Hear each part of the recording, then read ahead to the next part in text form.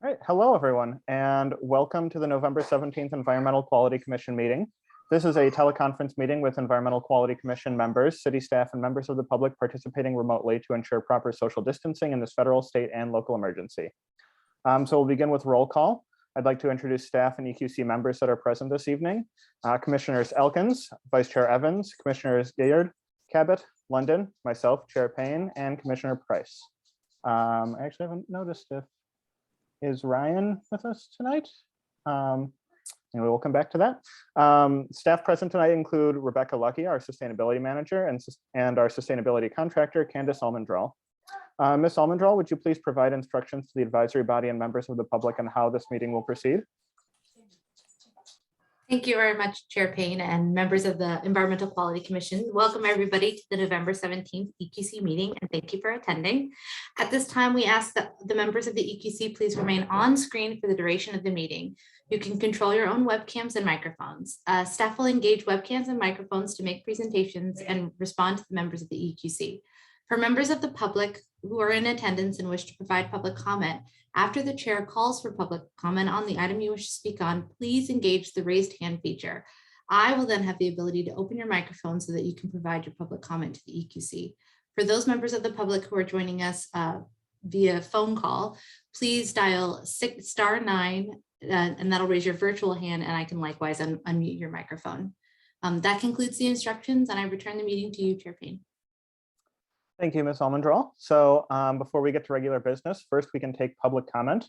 Just to continue on what Ms. Almendral was saying, so under public comment, the public may address the advisory body on any subject not listed on the agenda. Each speaker may address the advisory body once under public comment for a limit of 3 minutes. Please clearly state your name and address or political jurisdiction in which you live. The advisory body cannot act on items not listed on the agenda, and therefore the advisory body cannot respond to non-agenda issues brought up under public comment other than to provide general information. Ms. Almendral, do we have any general public comment at this point in time?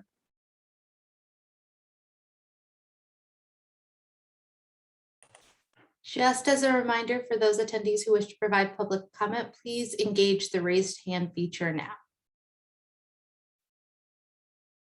There appears to be no general public comment at this time. I return the meeting to you, Chair Payne. Thank you. All right, so then we can move on to regular business. And our first order of business tonight is item D1 to approve the September 22nd, 2021 and October 20th, 2021 minutes.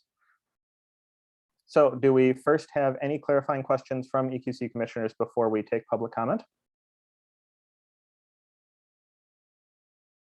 I'm not seeing any, but please feel free to shout out if you do have any questions. But if not, then we can move on. Ms. Almendral, do we have any public comment on this item?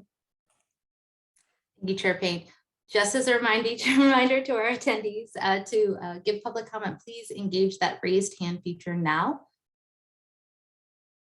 Once more, this is public comment for item D1, approve September 22nd, 2021 and October 20, 2021 minutes.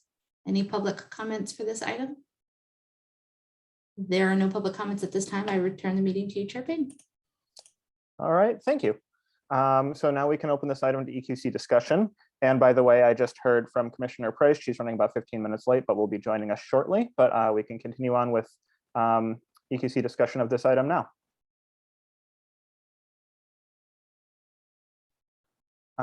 Does anybody have any comments they want to make on either of these two months' minutes, or would somebody like to make a motion to approve the minutes?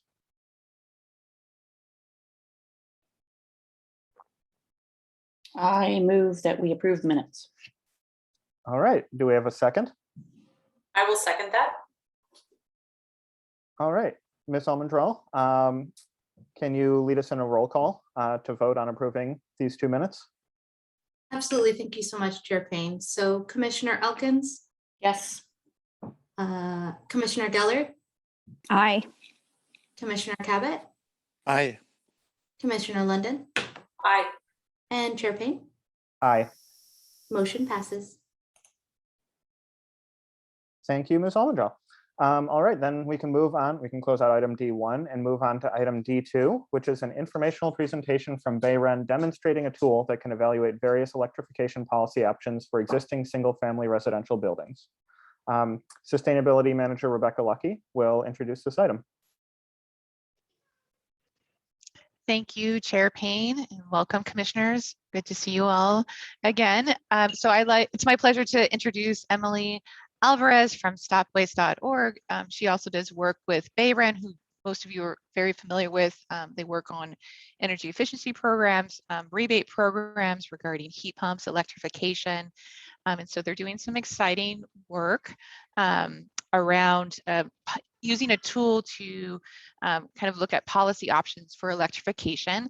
And you may recall that Commissioner Cabot and Commissioner Gillard had a similar tool that they presented to you back in May. So it's wonderful to see the Commission's work kind of take off and be morphed and looked at it in very different ways, and to kind of see all the conclusions that we're able to draw from that and actually have fun playing with the tool as well.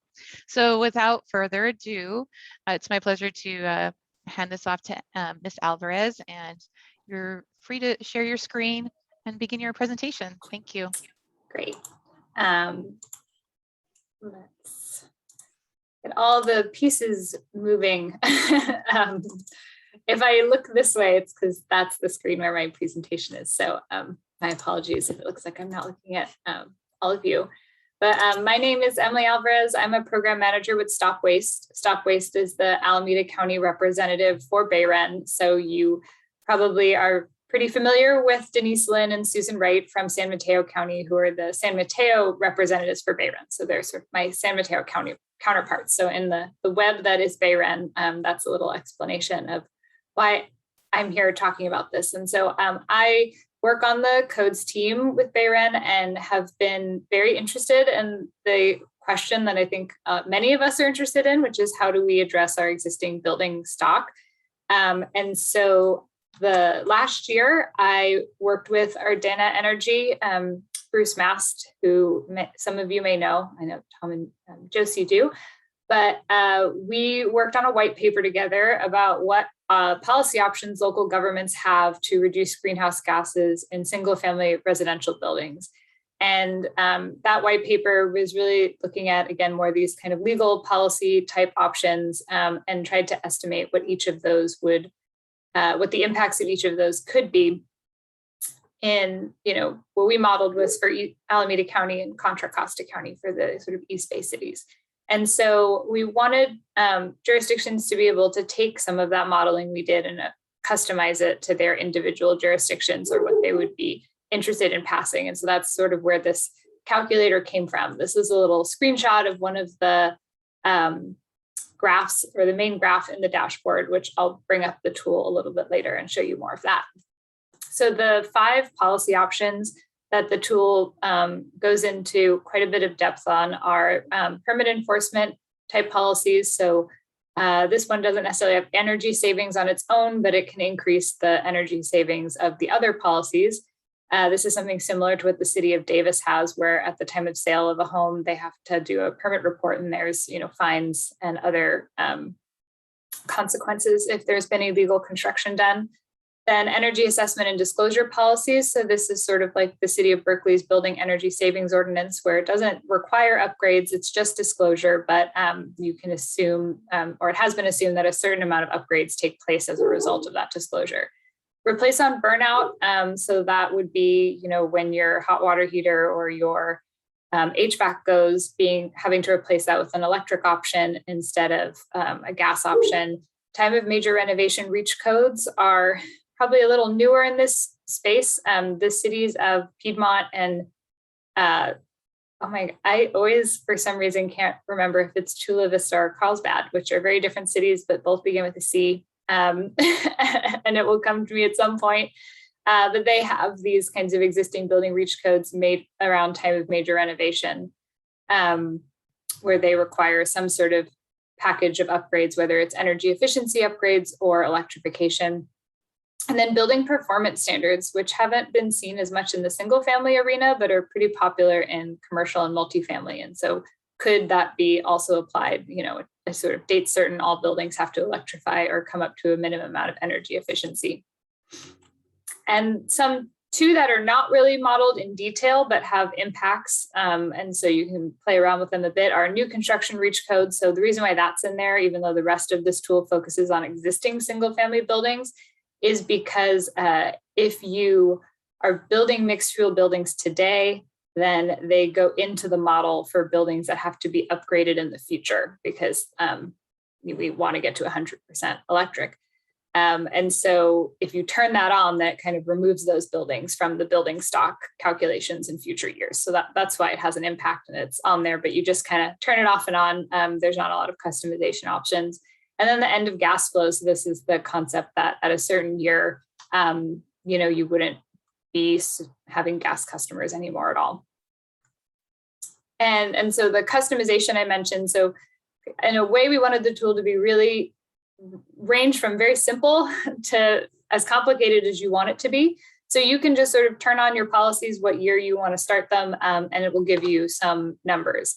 But if you want to really get into it, there's multiple tabs in the spreadsheet that allow you to customize things like when is the policy come into effect? Is it a time of sale, time of rental, time of remodel? Some of these things we talked about, what's actually required, the year you want to pass the policy, how it would be enforced or who would be doing inspections, what fees might be like, compliance rates might be like, and what housing stock is affected. So you can kind of get really, really into the details or stay kind of high level.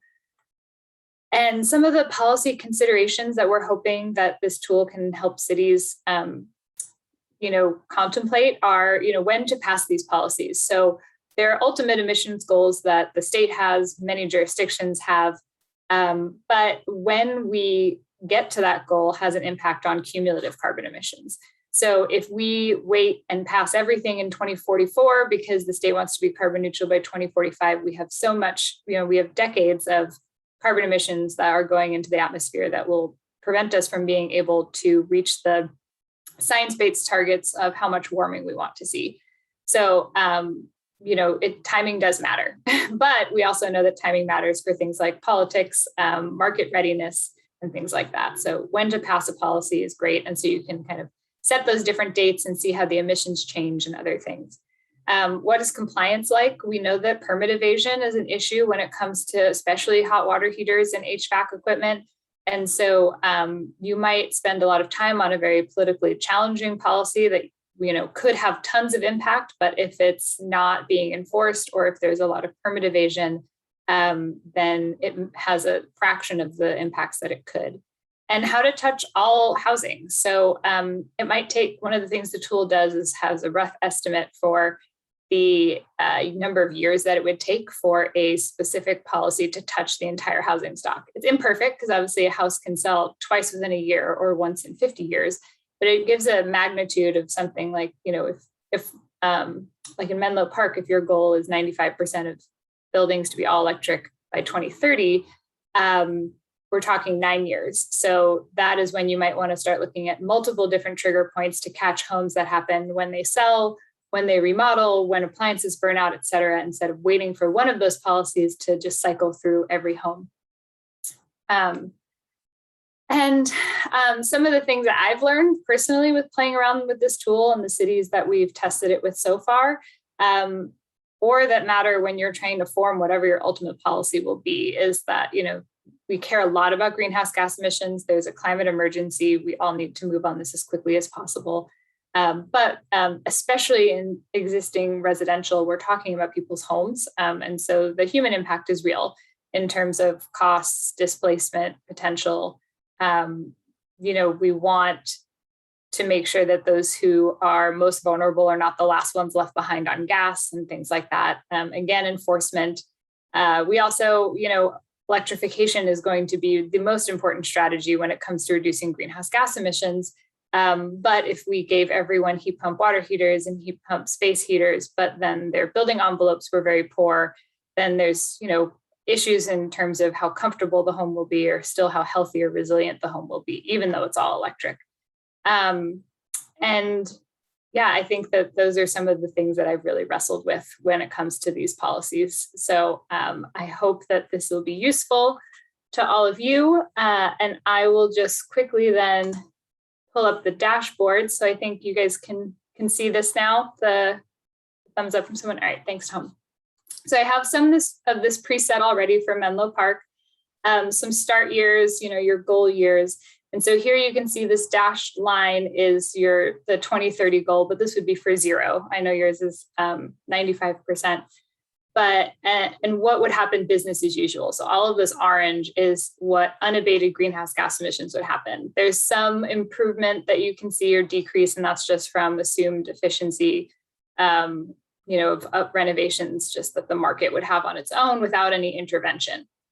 And then down here, like I said, this is sort of the impact. So if you start turning on policies, so a new home reach code, and then let's say we would do time of equipment replacement and time of major renovation. You get a lot of emissions reductions, but you don't get to your goal. And some of that, again, is that, time of equipment replacement, this is saying, because we don't have code enforcement, that it might only touch 30% of homes, because other folks might be doing these change outs without permits and therefore still installing the kind of status quo gas appliances. And then you can start to see how these interact with one another. So let's say, well, I'm going to put code compliance on there because I want more homes to be captured. Makes a pretty big difference, and also cuts down the amount of time that it will take for it to kind of saturate the entire market. And then, if we pushed back a time of equipment replacement policy to 2029, we get a lot further away from this 2030 goal, because again, the lifespan of these appliances are somewhere between 10 years for a hot water heater, 15 to 20 years for a furnace. So if we pass it in 2029, there's a whole lot of appliances that have much of their useful life left over. Or you can say, by starting in 2023, and then this happens, I put in a 7-year period. So that's where you get this big chunk for building performance standards. That would basically just be saying that homes have to electrify. All homes would have to electrify over a 7-year time period. And so that's where you can get into, sorry, some of this is probably small, but in each of these tabs. So right now I have turned on this whole house electrification, but you could make this just high energy efficiency or electrification and things like that. So that's a little bit about how it works. With this suite of policies, you get pretty close to your goal, but not all the way there. And so I can stop my presentation there and answer questions or direct you all to what you want me to click on, or whatever is helpful from here.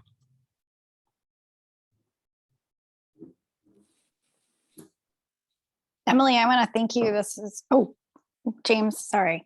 No, go ahead. Can we, so that was the presentation. Are we in clarifying questions and then we need to go to public comment, or how does that work?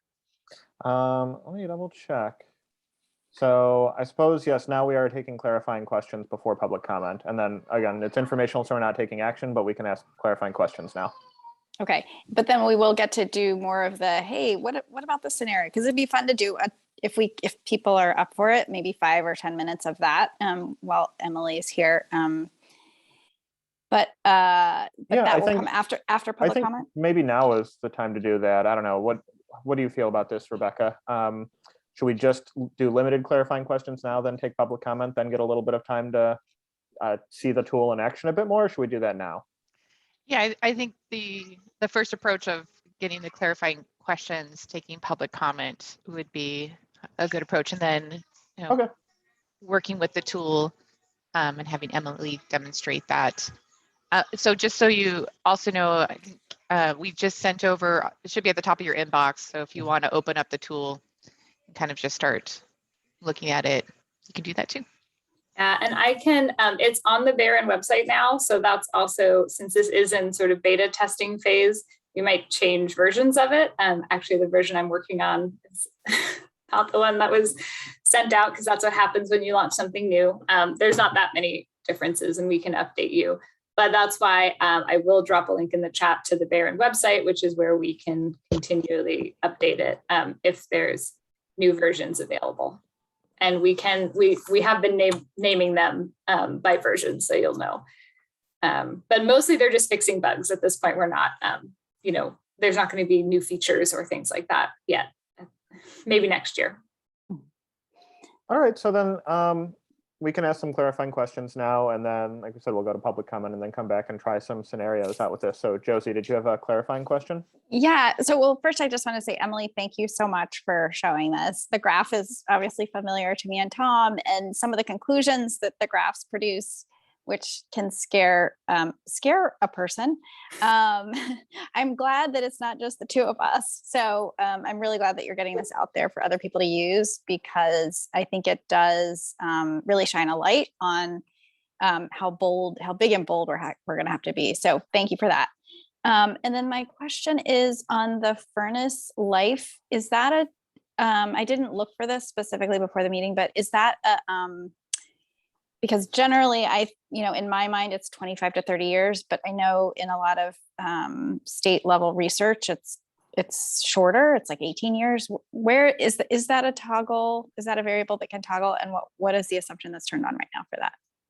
Yeah, so we do have two other, aside from the policies, there's this housing stock profile and appliance stock profile. And so these defaults are pulling from other spreadsheets, but we have this set up. Sorry, I should have explained. There's an instruction page in the beginning that explains some of this color coding, but generally speaking, anything that's in this sort of gray are things that are pulling from somewhere else. So you can't, the cells are locked in the version that we release to the public so that you can't erase formulas and can't get them back.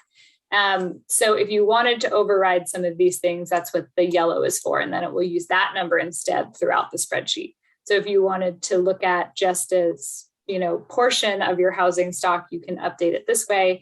And then similar in that housing stock, the useful life is in there.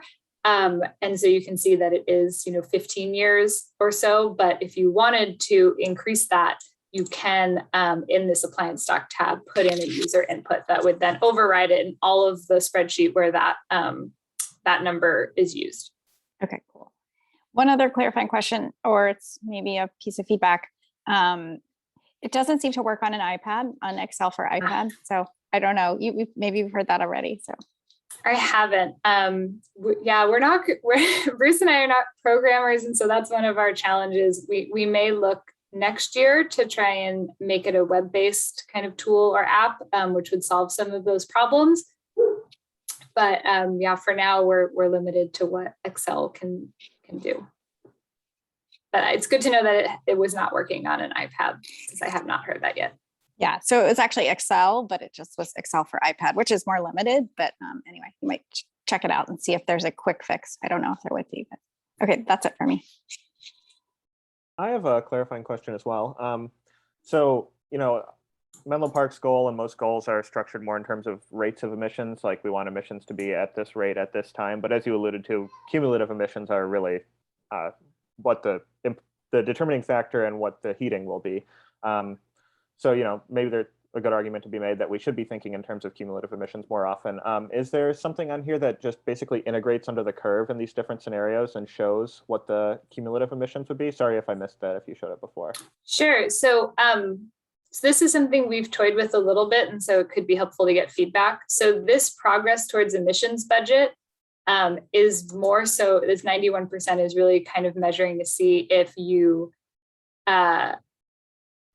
it's based on a cumulative emissions budget. So have you offset that entirety of the emissions budget that's been set? So if you are saying that you want, so it's sort of saying that anything that's above this line is somehow like offset by what's below it. So if we get really aggressive with some of these, you'll see, how do I make it or I guess the easiest way to do it usually is the end of flow. So now you can see that this is over or 100% or over 100%, and it's because you've kind of offset what's above the white line with what's below it. So it's trying to get a cumulative emissions, although it's definitely a little confusing, versus the white line would just be, year by year, that progress towards zero emissions. So they are measuring two different things, but it's, so basically, if you can get this to 100, then what it's actually saying is that you've stayed under the cumulative greenhouse gas emissions kind of allowed. So what I'm hearing is that number is the area under the curve, or area above and below the curve is the area, and the white line is just a linear. Okay. Yeah. Yeah, so that's assuming the emissions budget is just defined by a linear curve from starting point to the end.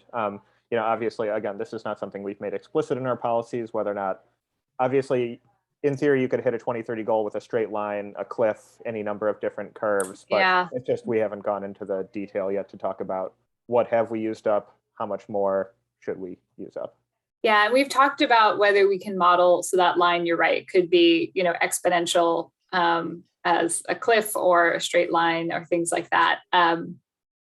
It makes things more complicated, but if it was useful, we think that there is a way that we could change the shape of that line to reflect kind of multiple goals throughout the year instead of it just being annual reductions. Thank you. Yeah, it's something I think for all of us to think about more. Again, maybe this is just, again, reflective of how policymakers should be thinking more in terms of these emissions budgets rather than just rates. They're both useful, but thank you. Any other clarifying questions? Oh, Tom? I was just going to say, Emily, thanks for the great presentation. It's really nice to see how the model's been evolving and the ability to get different cities' data into it so that everyone can play with those policies. To address James' question, I do recall there is a column where we were accumulating the emissions, and so it's easy to bring out that answer and put other types of information into the bottom of the dashboard that can do that type of thing. And I do think of the model as a work in progress that folks ought to be cities ought to be looking at what to do with it. And just last night, watching Half Moon Bay deliberate all these issues, looking at a replace on burnout ordinance, as well as a new construction reach code and an end of flow. And then they became so tempted, as is human nature, to keep wanting to rely on voluntary measures in the short term.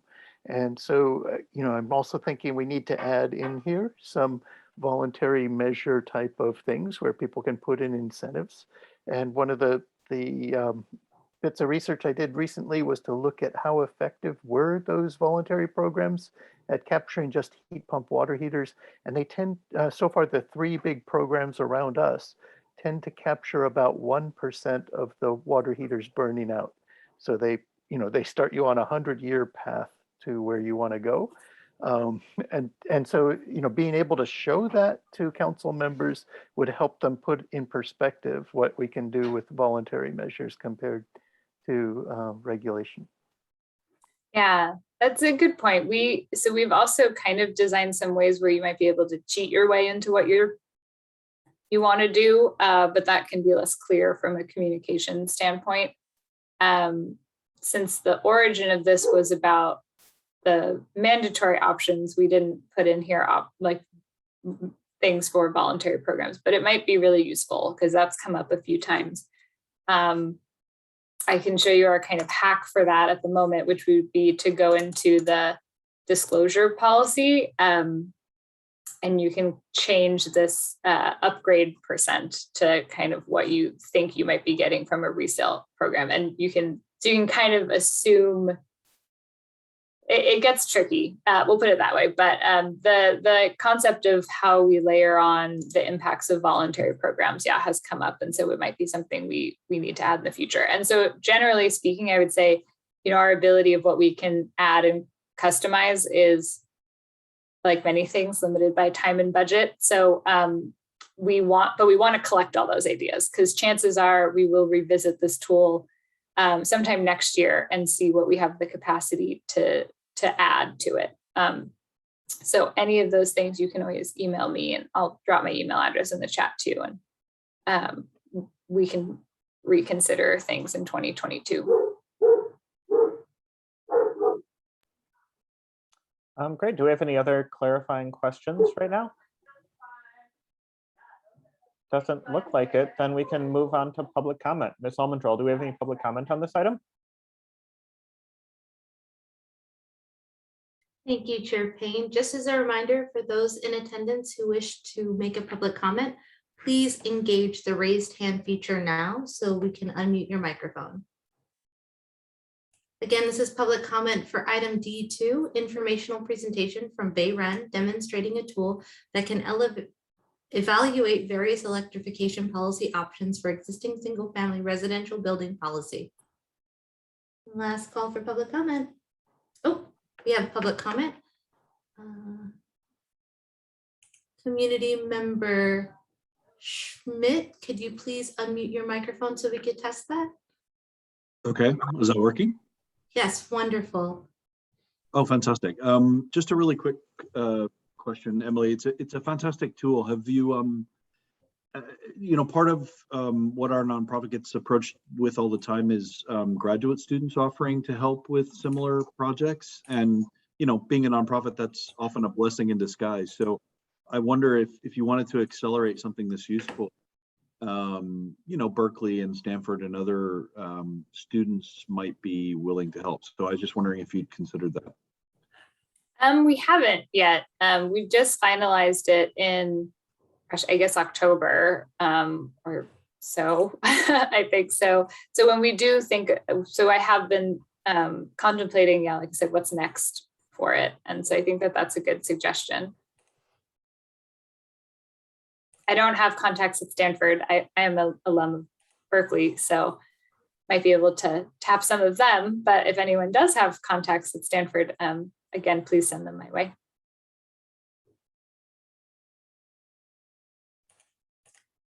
Thank you very much, community member Schmidt. Are there any other public comments for item D2? Last call for public comments regarding item D2. There are no more public comments. I return the meeting to you, Chair Payne. Thank you. So yeah, now, again, it's an informational item. So while we're not taking an action, it sounds like now we could go ahead and see the tool in action a little bit more if there are some scenarios people want to see or explore different impacts of various options. So if anyone has any suggestions, feel free to jump in. Well, I have an idea, which is to do the hack, Emily, that you were about to start with Tom's number of the 1% conversion. Since it does seem like voluntary, I think elected officials, they don't want to force people's hand. And so they really want voluntary measures to work. And yet there's so much data says that they're quite ineffective. You spend a lot of money, but don't actually get the results you're looking for. So be interesting to see what that looks like on the graph, the 1% conversion.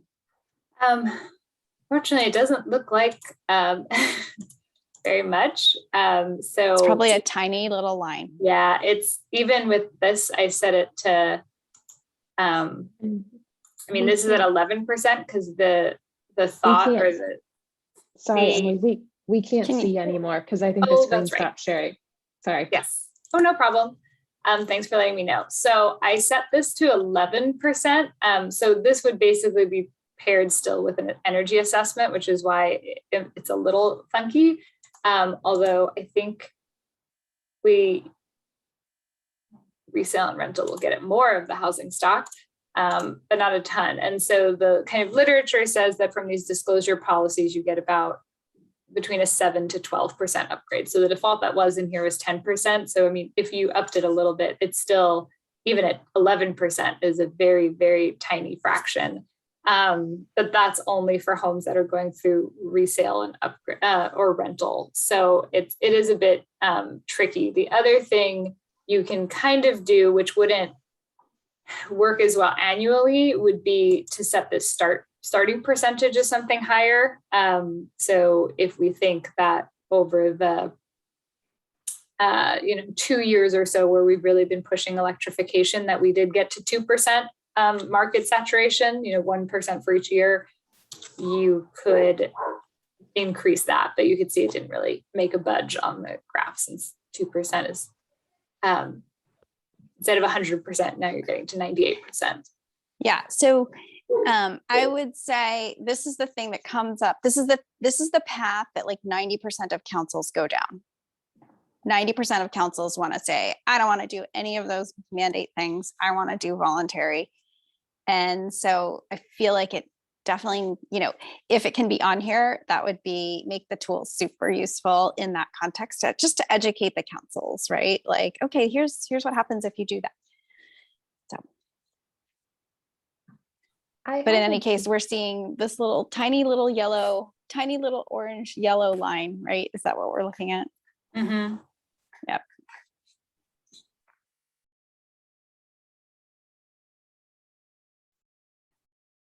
Yes, Ryan, did you have a question?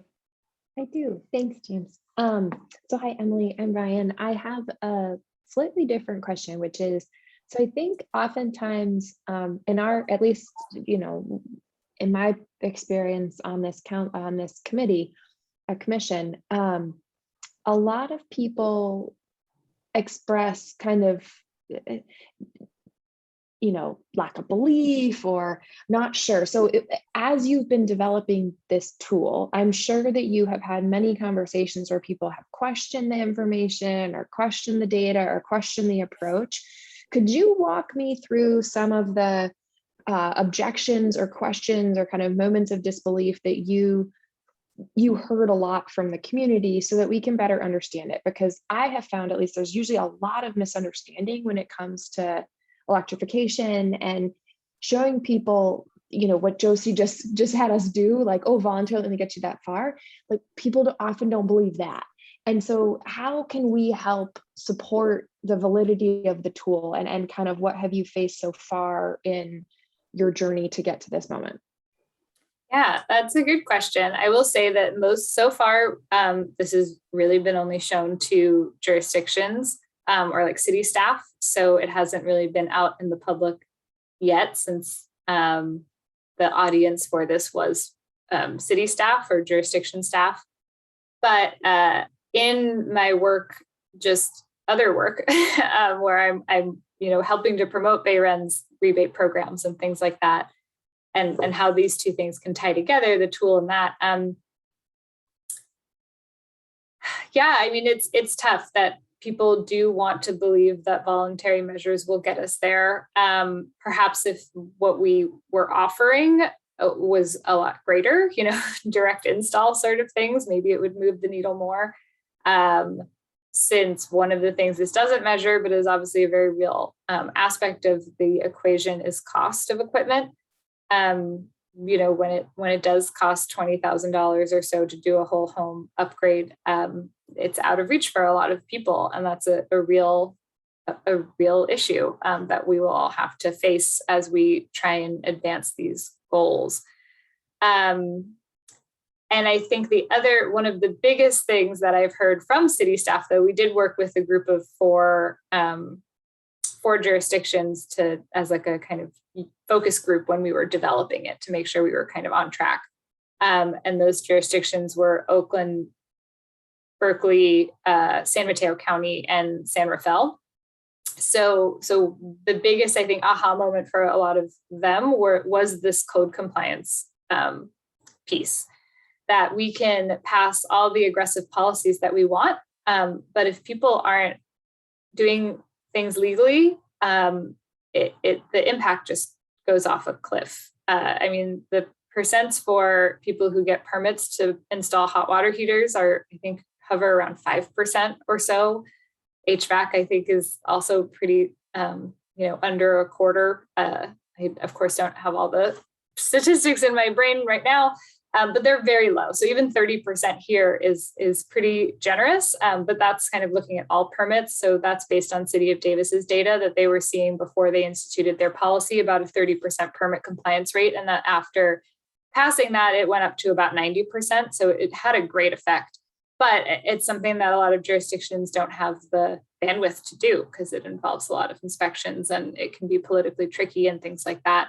So I think that was one of the biggest moments is like, we can pass a time of burnout policy, but if somebody can still go to Home Depot and purchase a gas water heater, then they likely will. And we might even see lower compliance rates if we were to require something like a heat pump water heater when these traditional gas appliances are still readily available in the marketplace. And so how do we address that problem? Because it's very, very tricky. There's a lot of reasons why illegal construction is happening. And so I'd say that was probably one of the biggest takeaways that a lot of the cities had that have seen it so far. It's like, wow, I can't believe if we passed a time of equipment replacement that it would have such a low impact.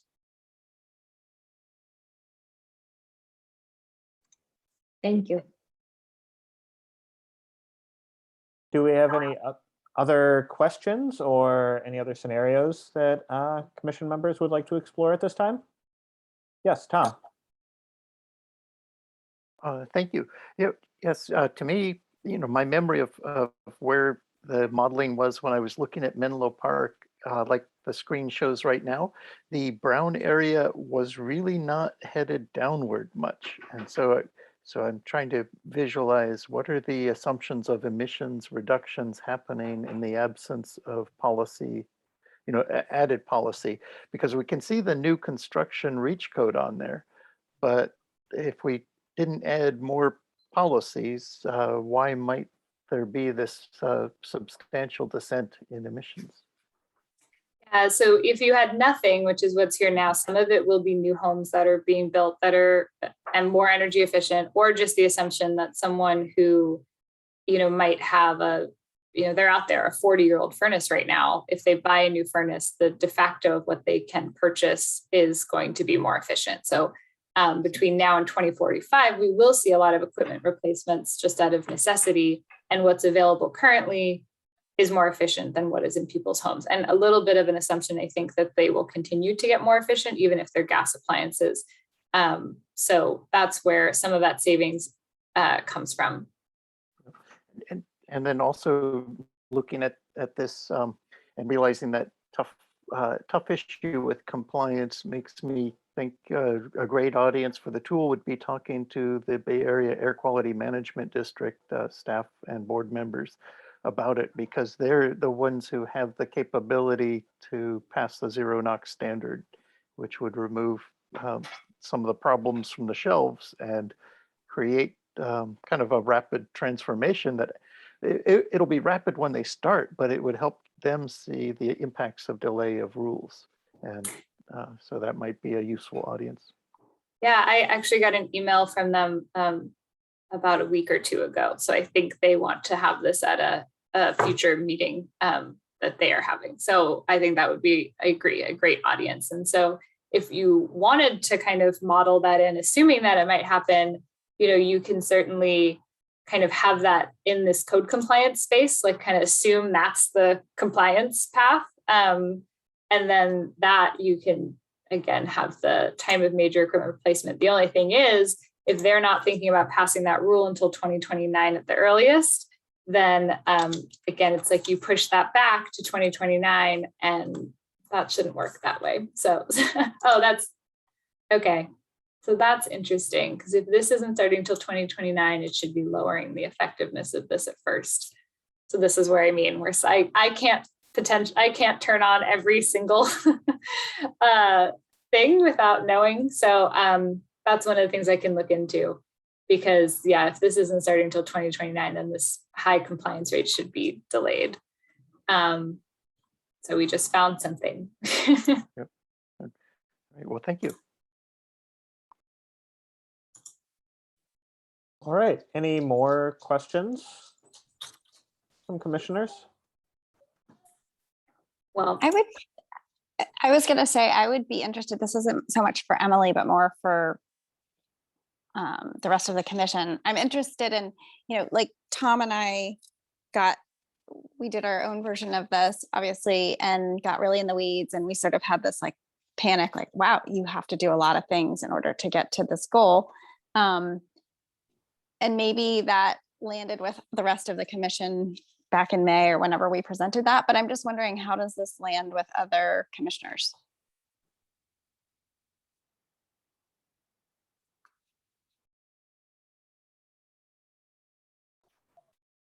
Would anyone else like to comment? I feel like I had the same sort of realization that you're alluding to, Josie, that we were talking about a bold suite of policies, and even those were not enough by themselves. So yes, Janelle. Yeah, I was just surprised that the REACH code, new construction REACH code, seemed to cover so little. I was hoping that it would have a bigger impact. The good news is that it has a bigger impact. Well, we're just not building that much new single family residential. So that's why it's not having as much of an impact. But it does have, like I said, the impact of a new all electric home or a new mixed fuel home today, then doesn't have to be one of these pesky homes that in 10, 15 years, we're trying to get off gas. Right. Yeah, I see in the inputs, it only has 15 new homes built per year. I'd have to look back at so the user guide not only takes you through more of this, but it has and the user guide itself is probably only about 10 pages, and then there's another 20 pages of methodology. So I would have to dig back into that to figure out the data source and the methodology. But I think that is something that can be overridden in the housing stock profile. So yeah, just looking around, walking around the neighborhoods in our town, it does seem like it's a lot more than 11. It seems like, 10,000, but I know that's not right. But anyway, it's like a lot.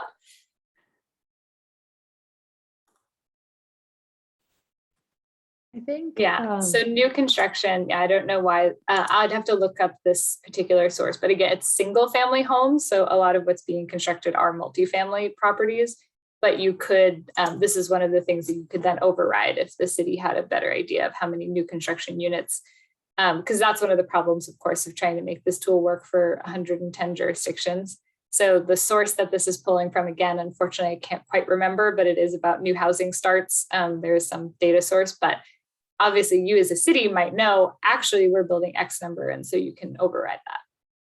Well, it's a good point, just because I know a lot of people will leave up like their chimney and one wall so that it technically doesn't count as a new construction, and you get some sort of tax benefits. So there may be a lot of that going on. I was just going to ask that, what is the uh, line between a major renovation and new construction? So we've looked at this a few times at the city level, and I think we have a pretty aggressive approach to, even if you're leaving up like a bit of a wall, like that's still considered new construction. I'd have to check with our building official, but we did have this conversation at length. I think the other aspect to Commissioner London's point too is, for our REACH codes, we include high-rise residential as all electric. And so that's probably one other way we could see what new construction does if we would add the amount of units that are going in as high density housing.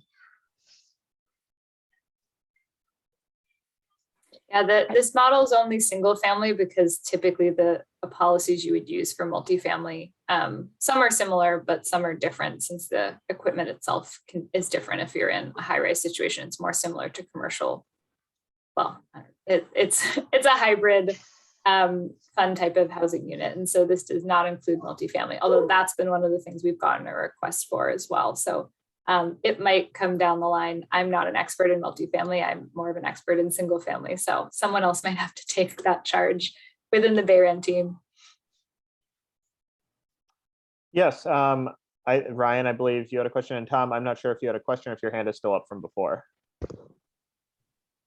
But Tom was first, though, if he does have a question. Thanks. Let's see, I was recalling that, I don't know if you have the whole workbook that this was in, but there is a tab done a similar way dealing with electric vehicles or vehicle electrification and trying to look at policies for EVs also.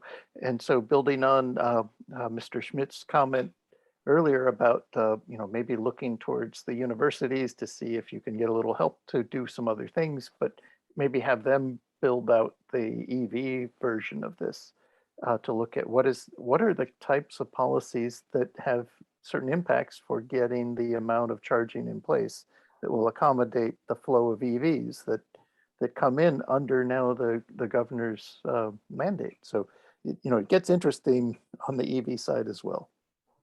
Yeah, and this is where our funding gets frustrating, right? We're PUC funded, so we can't provide funding for EV or solar programs. So that's kind of one of the reasons why those are both missing.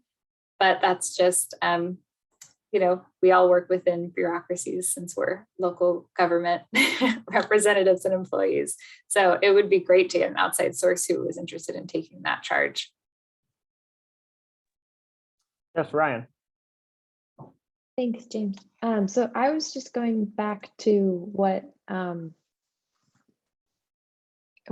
Josie had asked the commissioners in terms of what was our response. And I think my response is I'm worried that we could fall into the same position where people would say, but Menlo Park is different. And in Menlo Park, a voluntary measure will have disproportionate effect. And I think my hope is, and the reason I asked the question I asked earlier is that I think this information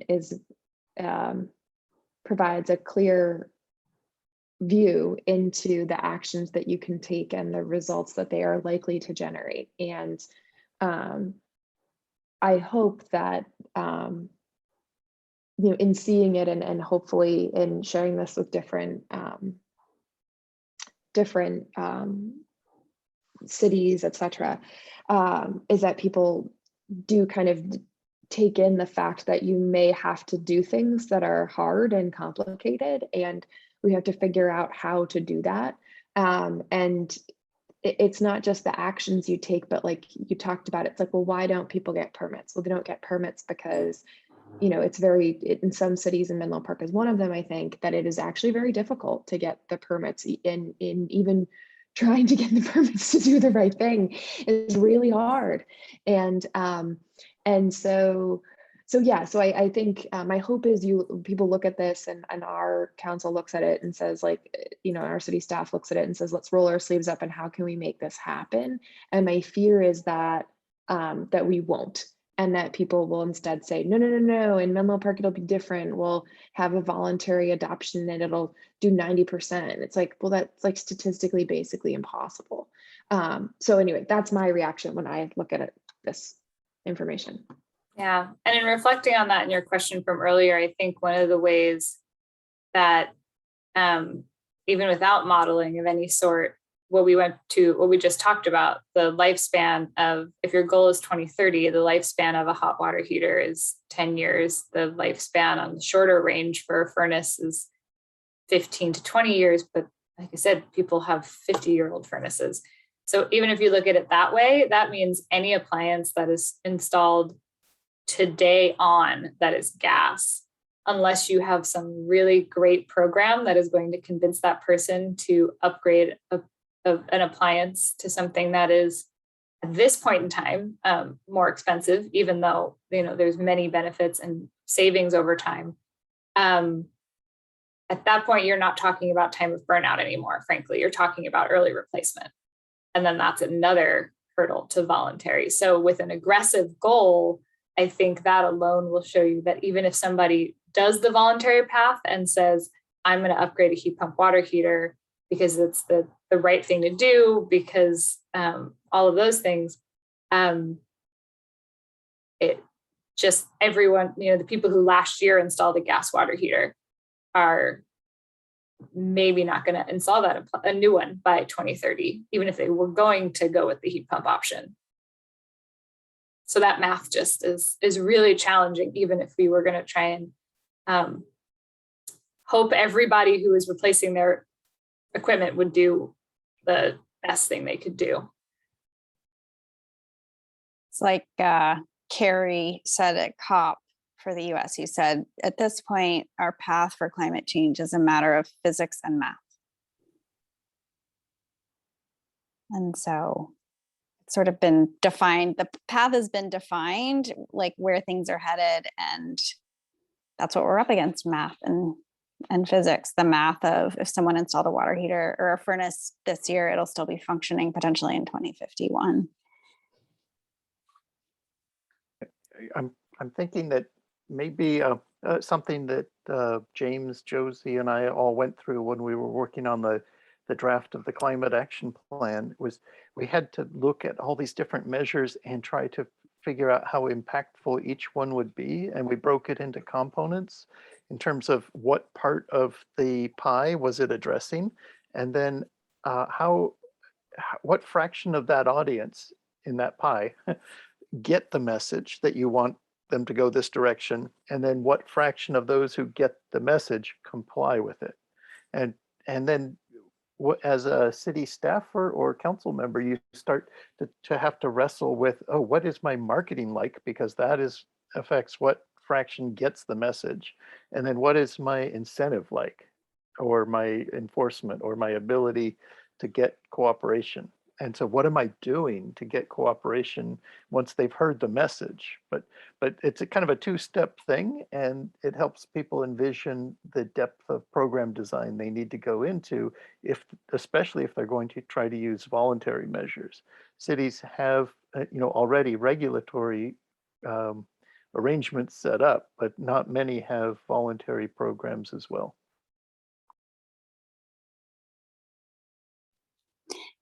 I was wondering, Rebecca, Ryan was sort of bringing up a point, which is sort of getting this in front of council or having council be able to experience this in some way. Is there any plan for that? I almost feel like council would benefit from receiving a copy of the template, but for those who maybe aren't familiar with Excel, given a little bit of a tutorial on how to use it so they could run scenarios themselves. Is there any plan for that? So there's no plan, on the Excel spreadsheet that's shown here, but there's going to certainly be opportunities to, look at this as part of the long range plan. And Emily, you can kind of stop me if I'm incorrect, but I think part of using this tool is understanding figuring out what can we do first, and kind of layering that and seeing that, and also comparing it to our goal. And Commissioner Price's point about, how do we make it less complex and easier so that we can prepare the community for a mandate. And similar to what Commissioner Cabot was saying is, can we provide incentives? Can we provide the extra hand that's needed? Are those in place, or do they get all in place at the same time so that people can make the transition? So the last thing I'll probably just note on that is, part of the council direction on August 31st with building electrification, they didn't say no to the mandate, they just paused it. And there's another element of a long range plan as to, how do we kind of look at all of the issues, the potential barriers, the constraints, the market issues, whether the incentives are enough, and how do we, work with these so that we can get a mandate in place quickly.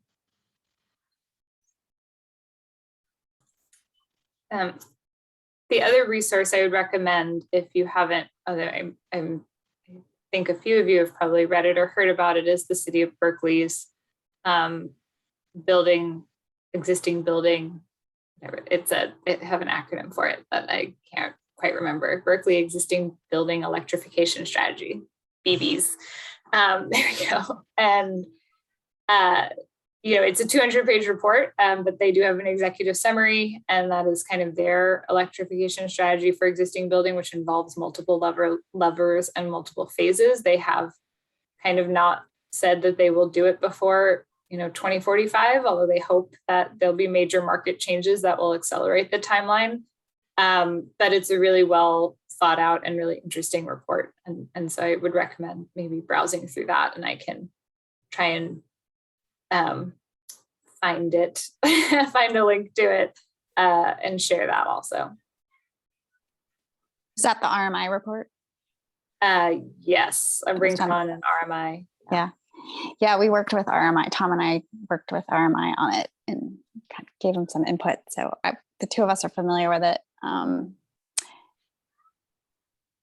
So Rebecca, I just wanted to, on this issue of council members, I know they're super busy, and yet have to think that Tom and my kind of working with this model and like seeing what the conclusions were is part of why we feel so urgent and why we're constantly bringing this up and working so hard on it. And so to me, like actually personally experiencing and like asking every question, like, can't we do it this way? Isn't there an easier way? Kind of going through those levels of like questioning, doubt, denial, like breaking through those and seeing kind of how the numbers just dictate bold action. I feel like there's value in that. So I don't know how to do that with council, but yeah, I mean, there's like showing and telling, and some people react more strongly when they actually like see it themselves. Yeah, and again, to the direction of, I imagine that soon, in early or spring of 2022, or the conversation about the long range plan and having, either a study session on it, and we can look at this tool and bring it forward to kind of demonstrate to the city council of what it looks like. And it'll probably really, I imagine it would be helpful because you can kind of click and choose, as Emily was doing for us, on what things look like and the differences.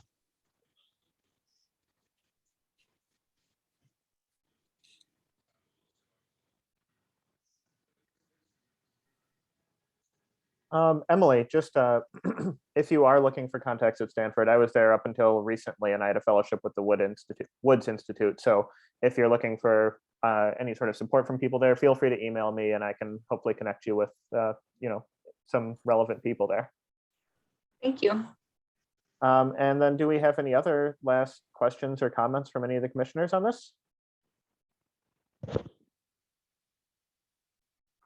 I'm not seeing any, so thank you again, Emily. Tom? I was just going to also thank Emily for getting this out there and helping cities, look at their options. Thanks. And yeah, I'll drop my email address, the link to where you can find both the white paper, the user guide, and the policy calculator. And so, like I said, we can, for now, if you have comments, things you'd love to see in it, you find a bug, a typo, let me know. All right, well, thank you for giving us your evening to come and demonstrate this to us and give us all this information.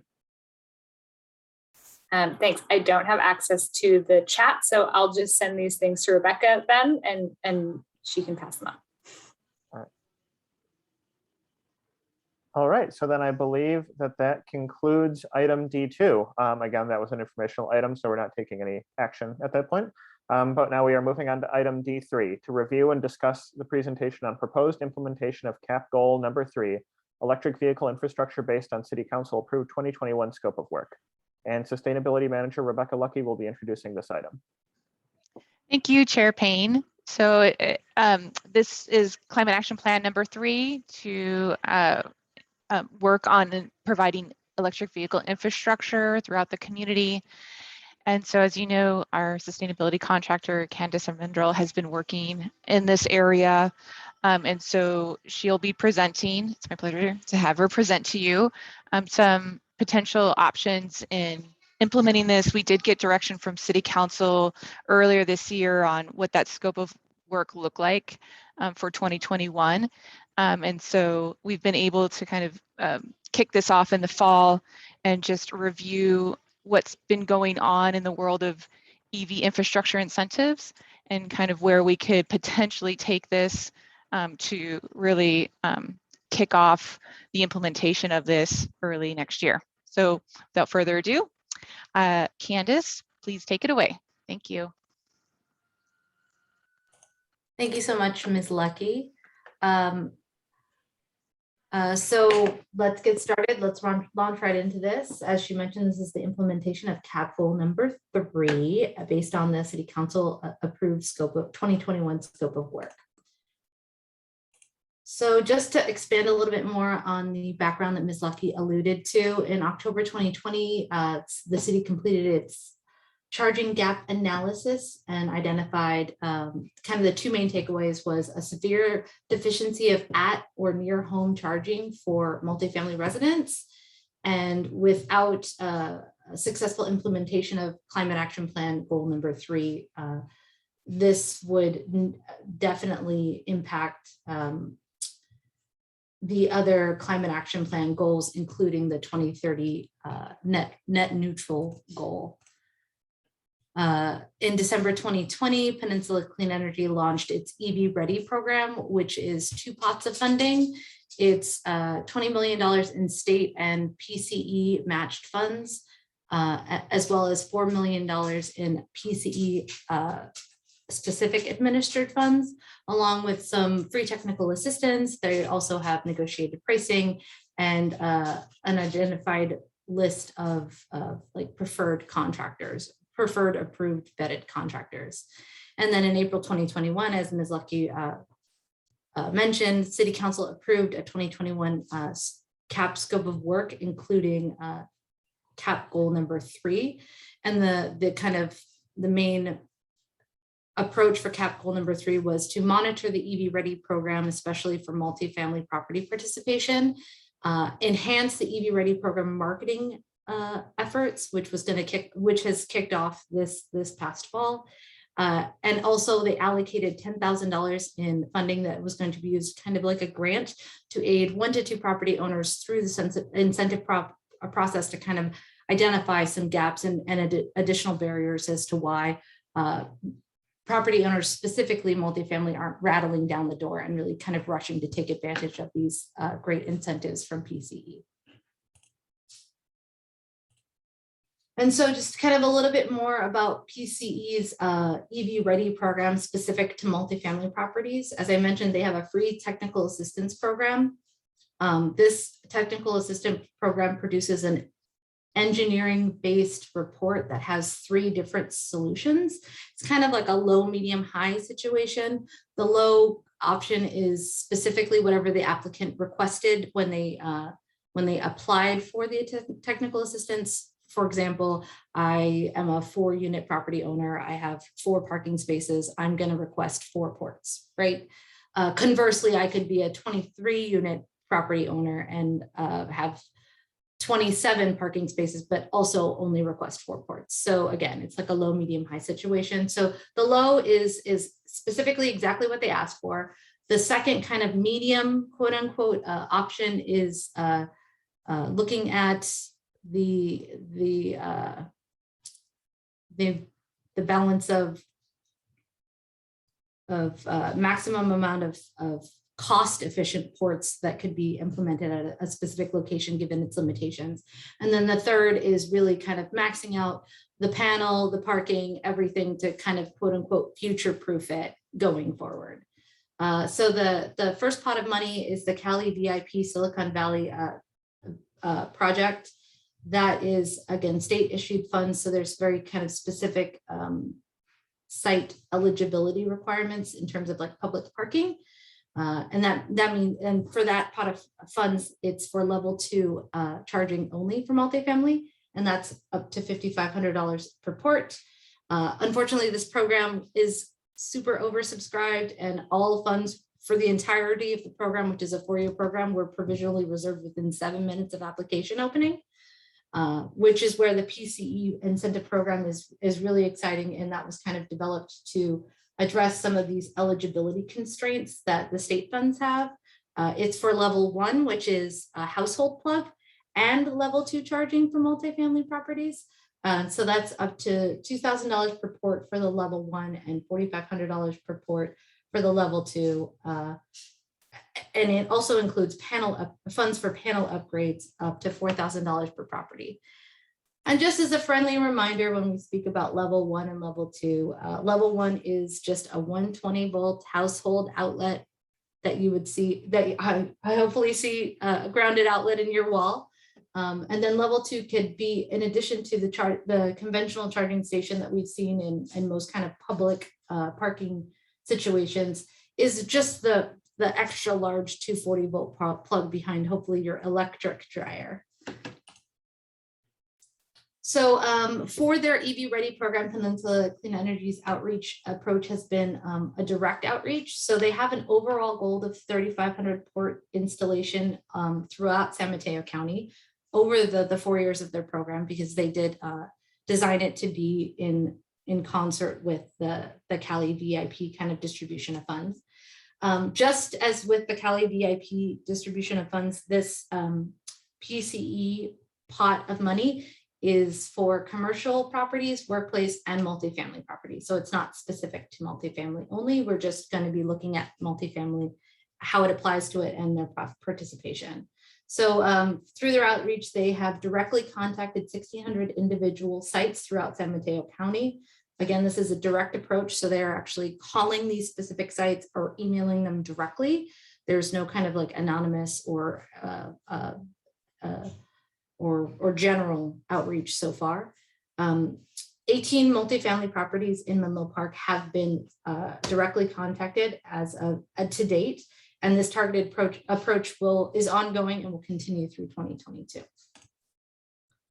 So for the EV Ready program, multifamily property participation in Menlo Park, fortunately, 2 multifamily properties have been able to secure year 1 funding through the Cali VIP program. Property 1 is a 41-unit property that has secured funding for 9 ports, and property 2 is a 4-unit building. So it's good to see kind of the really small, which is representative of kind of the demographics of multifamily buildings in Menlo Park, has applied for 4 ports, which I assume is the max parking for a building of that size. For Peninsula Clean Energy Incentive Program, there are 6 additional properties in their what they're calling their technical assistance pipeline. They've contracted with a third party, Clear Results.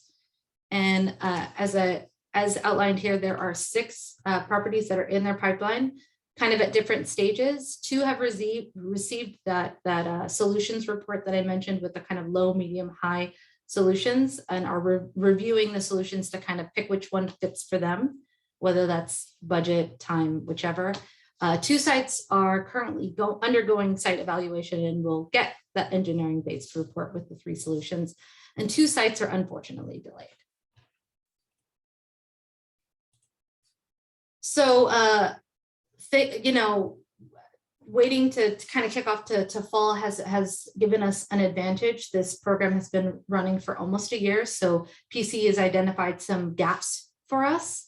There's still a significant project cost for property owners, even with PCE's Great Incentive Program.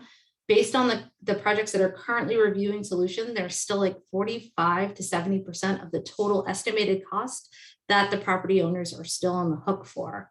So the cost per port after the PC's incentive is still $4,000 to $6,000 per port. And the remaining costs for the 2 projects that are quote unquote kind of ready to go reviewing the solutions total about $140,000, which is, I don't need to tell you, much more than the city has, city council has currently allocated as a grant program to aid 1 to 2 property owners. They've also mentioned that, the incentive program and the technical assistance program, while as helpful as possible, still require property owner time, effort, and input, access to energy, data, things like that. And then with the supply lines as such as they are, and the world opening back up with COVID kind of hopefully ramping down and going away, contractor availability has been identified as a wrinkle in moving from solution to installation. So based on these identified gaps, the recommendation going forward is to establish a complementary Menlo Park multifamily property incentive program. And this would really augment the EV Ready program.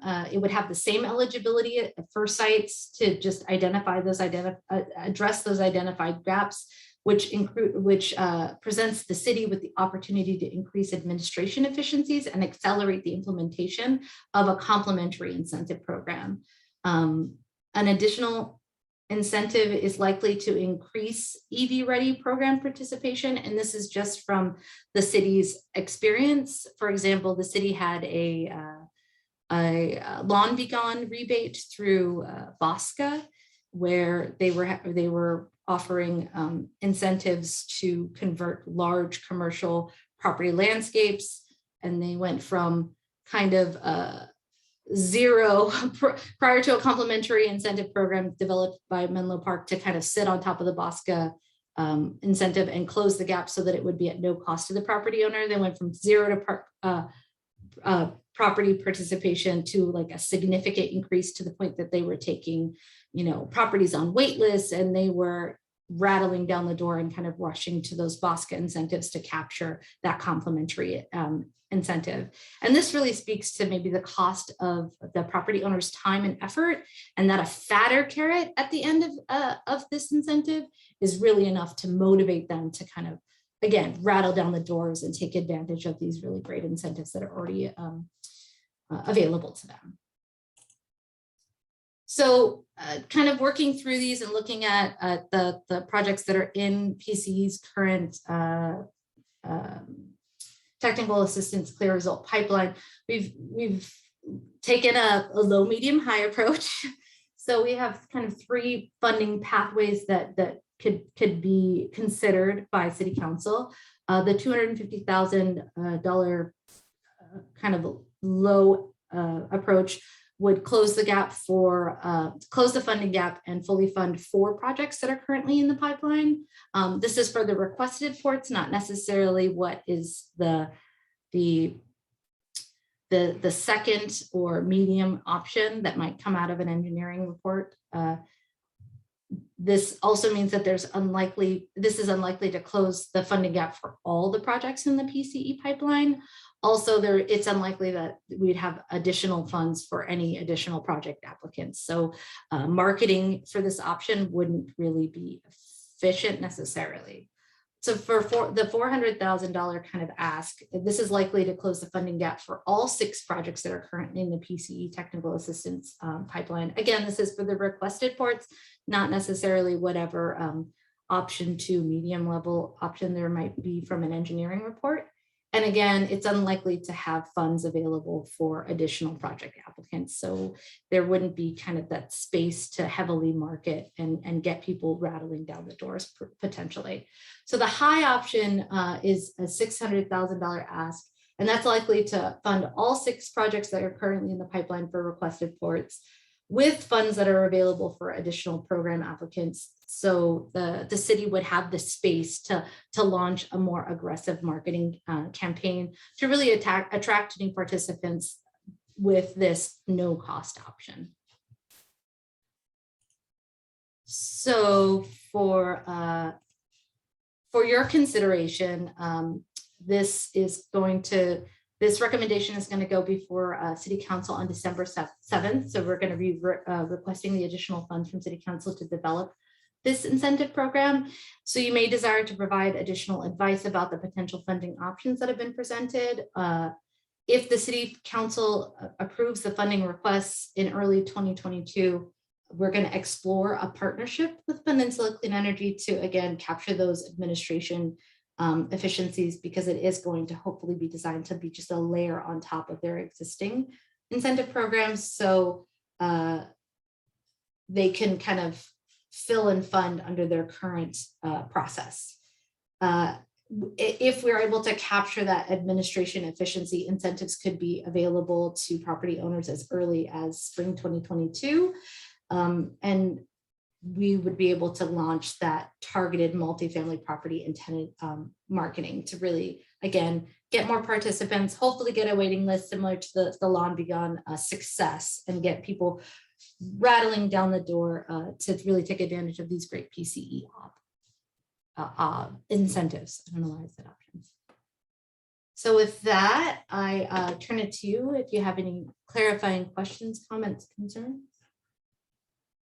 Thank you, Ms. Almendrall. Do we have any clarifying questions from other commissioners at this time? Yes, Josie. Yeah, Candace, thank you for the presentation. So it wasn't clear, the form, okay, I understood that the 20 million or 24 million, whatever it was gone within 7 minutes, but what about the 4 million? Is that all spoken for now, or is there still some available? Sorry, I'm just going to pull up that slide just so we can have a frame of reference to kind of speak to. So thank you so much. Very great question. As far as I know, in our conversations with PCE, they're still actively recruiting applicants. Sounds a little bit aggressive. They're actively attracting applicants for the $4 million in funds, and they're still trying to fill out that program. So they're still accepting applications and hoping to get people to participate. Okay. That answers your question. Yeah. And then another question is, you listed 4,000 to 6,000 per port. Is that for level 1 or level 2?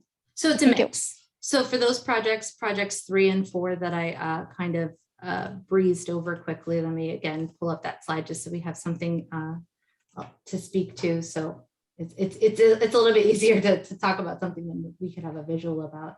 So projects 3 and 4 that I mentioned, project 3, the 4-unit building that applied for 4 ports, those are all level 2. For property number 4 with the 62 units that applied for 3 ports, but the solution suggests 19 ports, that is 4 level 2 and 15 level 1. Yeah, I guess my question was on the cost. 4,000 to 6,000 sounds like a level 2 to me. Like $6,000 for 1 port sounds like level 2. Is that right? It's a mix, because unfortunately they didn't provide discrete cost estimates, just to kind of anonymize the properties and respect for their privacy. It includes both types. Okay, so you're saying that was an average over a project of all the ports, yeah. Okay. Of all, what is that? 23 ports. 23 ports in Menlo Park. Of the two properties that I see. that are currently reviewing the solutions. Okay, got it. It might be interesting to know what the cost of a level 1 versus a level 2. I'm very interested in that. What PCE is seeing is that. This is only 2 properties, as you have definitely, as I mentioned, but these are 2 properties in Menlo Park that are existing, that are older, that have kind of unique challenges to these properties. For example, property number 3 has this very kind of interesting layout where the meter for the electricity is nowhere near the parking stalls, so that was an added cost for those considerations. And then have we reached out yet to those folks who are getting technical assistance or who are going through the process with PCE to find out, like, how is that going? Like, is that going well? Are they getting their needs met? For people who've gone through some of the Bayern programs, and Clear Result is the contractor for the Bayern rebate, like the heat pump water heater programs, I've heard sort of mixed things about how that went. So I'm just wondering, have you done that, or is that in the plan to reach out to our multifamily building owners to see how it's going? So I can speak to that question a little bit. So there are some of the privacy issues using PCE's information, but I think there's a way we can reach out and work with PCE, but we have been getting information from PCE that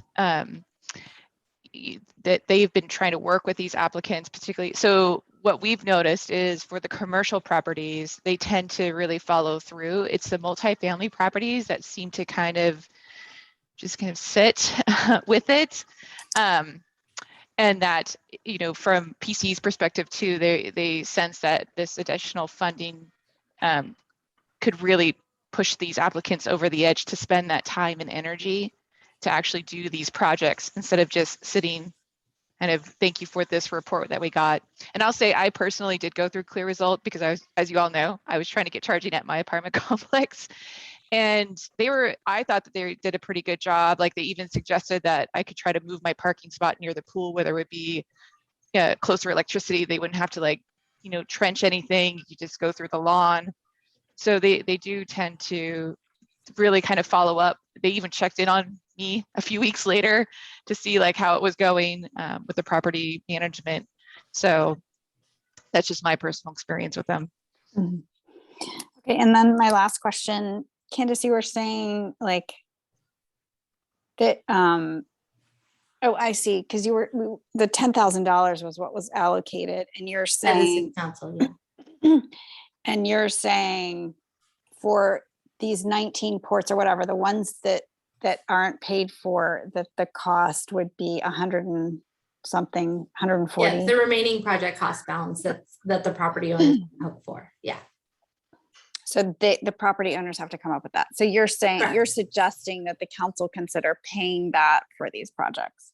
Well, we're suggesting, yeah, that they close that kind of funding gap so that they take their toes from the edge to dive completely in and just go for the EV charging.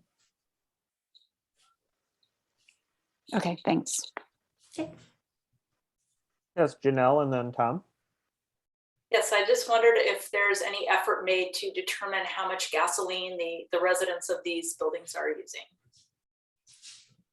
That's a really interesting approach that, to be honest, I have not considered yet, but I will definitely make a note of that and kind of discuss it further to see if there's a way to kind of model that out.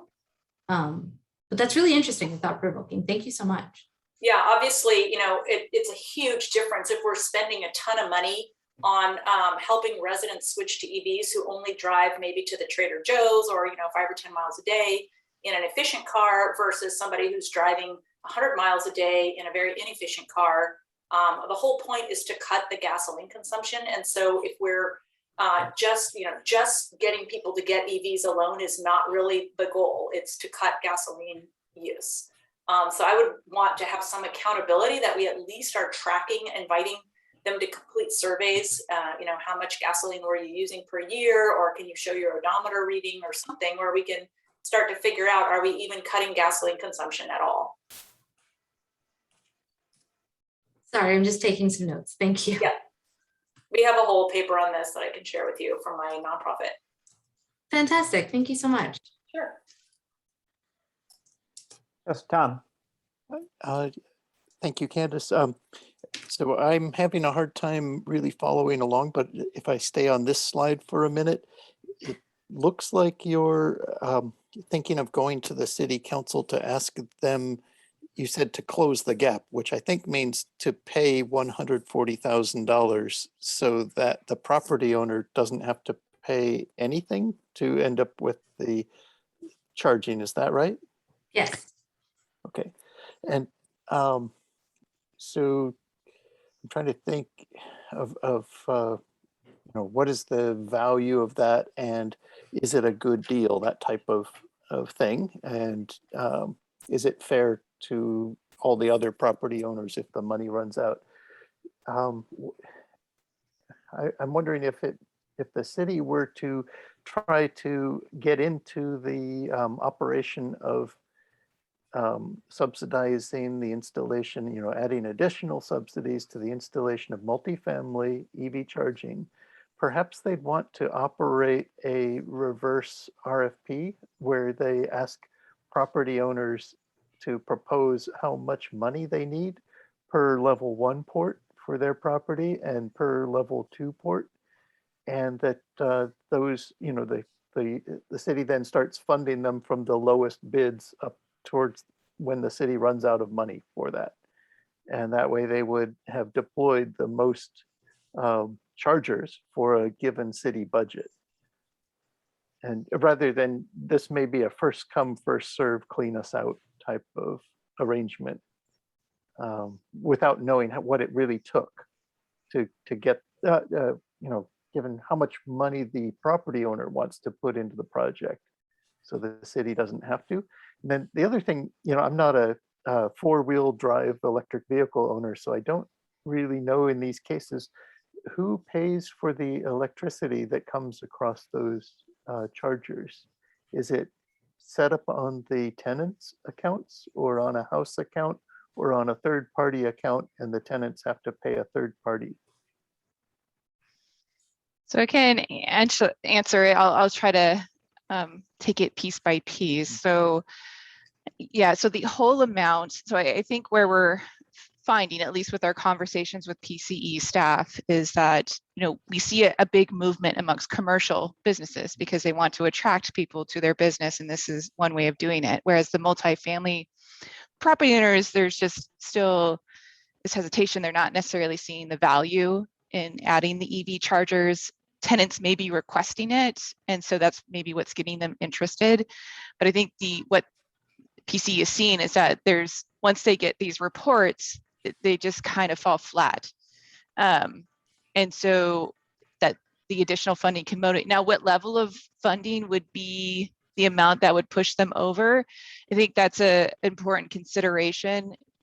Part of it from what has been analyzed is, what is it going to take us to get to our carbon neutrality goal, right? Are we going to, be able to really get people excited about the incentives and applying and spending that time and energy to get the contractor?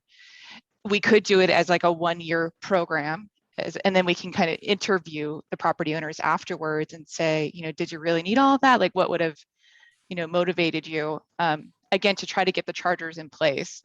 The other aspect with the Lawn Be Gone program that we did with commercial properties, it was on an annual basis, as Candace mentioned, and we had a certain limit of funding every year.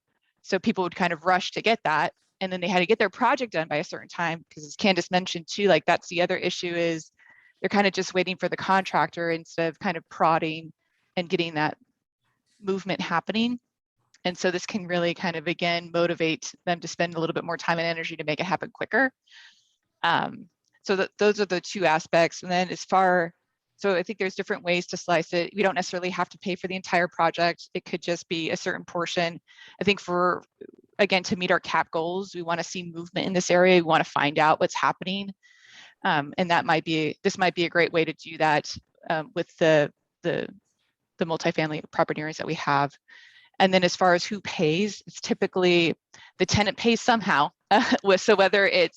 So I think the level 1's a little bit more difficult because it's not necessarily metered like the level 2 chargers, which may be why multifamily property owners are trying to seek that level 2 charging. And you usually get your card, it's connected to an account that you have that you pay, and then you charge, by whatever standard is set on the charger. So hopefully that answers most of what you were thinking, Commissioner Cabot. Yes, thank you. Yes, Leah.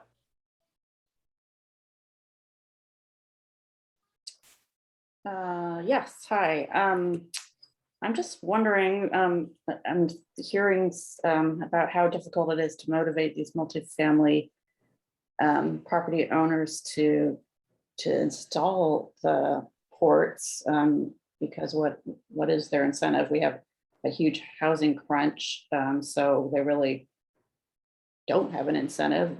They can always find another tenant who isn't asking for this kind of thing. Is it worth pushing it in this arena, or is it maybe, we should be pushing it towards retail, towards, as you were saying, commercial locations where they do have an incentive to attract people, with their charging capabilities, or public, in public garages,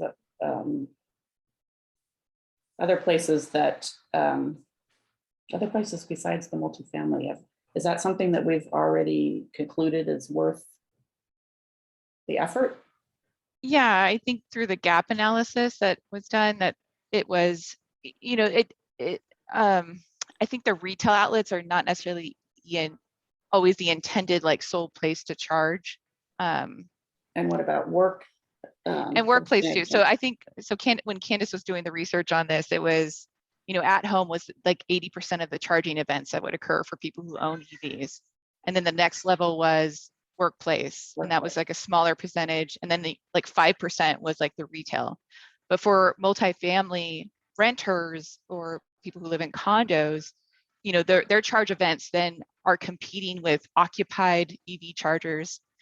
And, I could just explain through my experience too, that it was difficult for us that we ended up returning our EV because it just didn't work out as far as, and it's different too, because, for me, I've got I have a small family, like there's other considerations. Like if I were probably in a different place in my life, it might have worked out. But with small kids and trying to always run to try to find a spot, and there was difficulties with the infrastructure too. Like sometimes most of them were broken or they were occupied during like high use hours. So then you had to kind of schedule your time around when it might be open. So, I mean, you know, Because you were unable to get ports installed at your it was just, residence, and we're I think depending on all these other locations. Right, at least for my family, that was the case.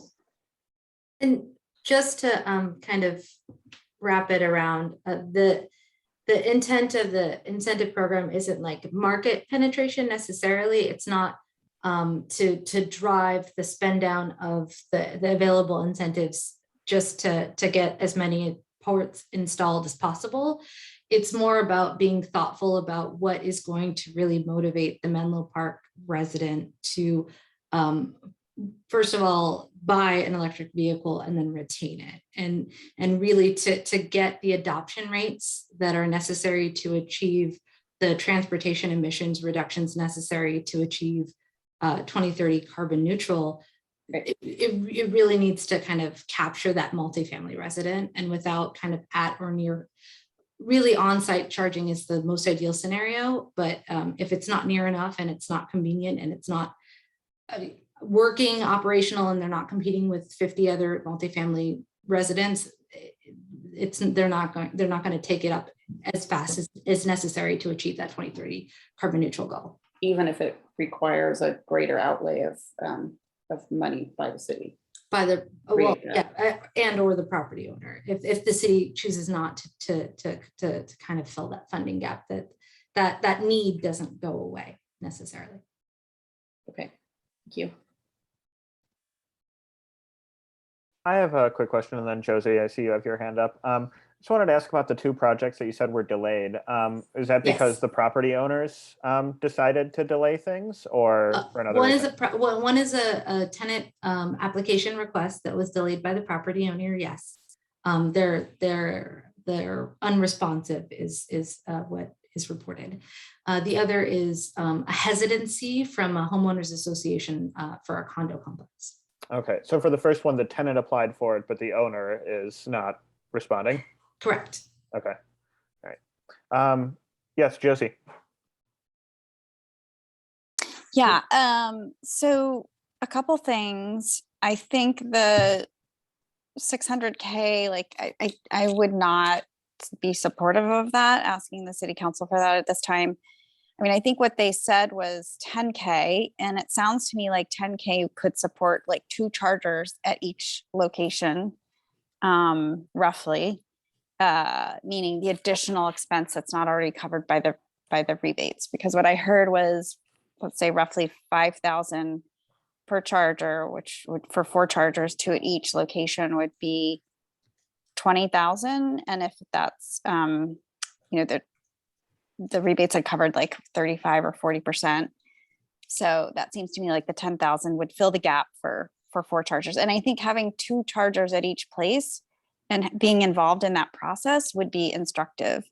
So I think, to me, the idea behind the 10,000 was learning and less like fully covering.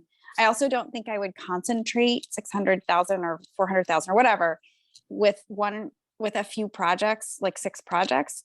I would rather see the city help get a multifamily owner enticed to just put in 2 ports, or just go through the experience, and then there's 2 ports at a multifamily facility that, you know, even those multifamily, the renters, the folks who live there, can see, oh, there's 2 ports in this, you know, there's not a port for everybody, but that is something that was done, it's available, that the landlord has been through the process. So I would be in favor of more of sort of spreading that money across more building owners or more projects, if there was a lot of money eventually available from the council. But right now what I'm hearing is what's available is 10K, and I still think that that could be very useful. Another thing is there's something called ALMS. Are you familiar with that, Candace? The automatic load management systems.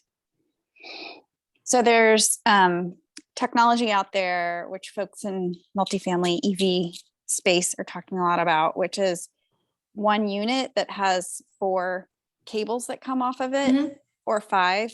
And then so 5 people can plug in, but it only has the wiring for essentially one charging station. And then as people plug in, either the current goes down or it sort of meters it out one by one across time. So that's a way to serve 4 or 5 cars from one electrical project, basically. Yeah. So anyway, I apologize. I have heard of that solution. I just am not familiar with specific products that provide that. Okay, so ALMS is just the broad category, automatic Right. load management system. That's not the specific brand, but so I would be interested in having the city, because I do think those are high bang for the buck. If the city could, in working with the folks that are already in the pipeline, if any of them were interested in that solution, that does seem like it would be a good use of the city dollars. And my other point is that I remember in talking about another project and talking with folks at ChargePoint who are part of the PCE program, that there is a way, Tom, to your question about how, who pays for the electricity. Those ChargePoint chargers can be set up, so a level 2 charger can be set up in all different ways, such that, either the person charging only pays for the PC or the PG&E electricity rate, or they pay the PG&E electricity rate, let's say it's 25 cents a kilowatt hour, plus 3 cents, and that goes to the owner of the charger, or 6 cents that goes to the owner of the charger. So there is a way for the landlords to recoup those costs. So that $104,000 gap is something that they could set up the chargers to recoup those capital costs over time.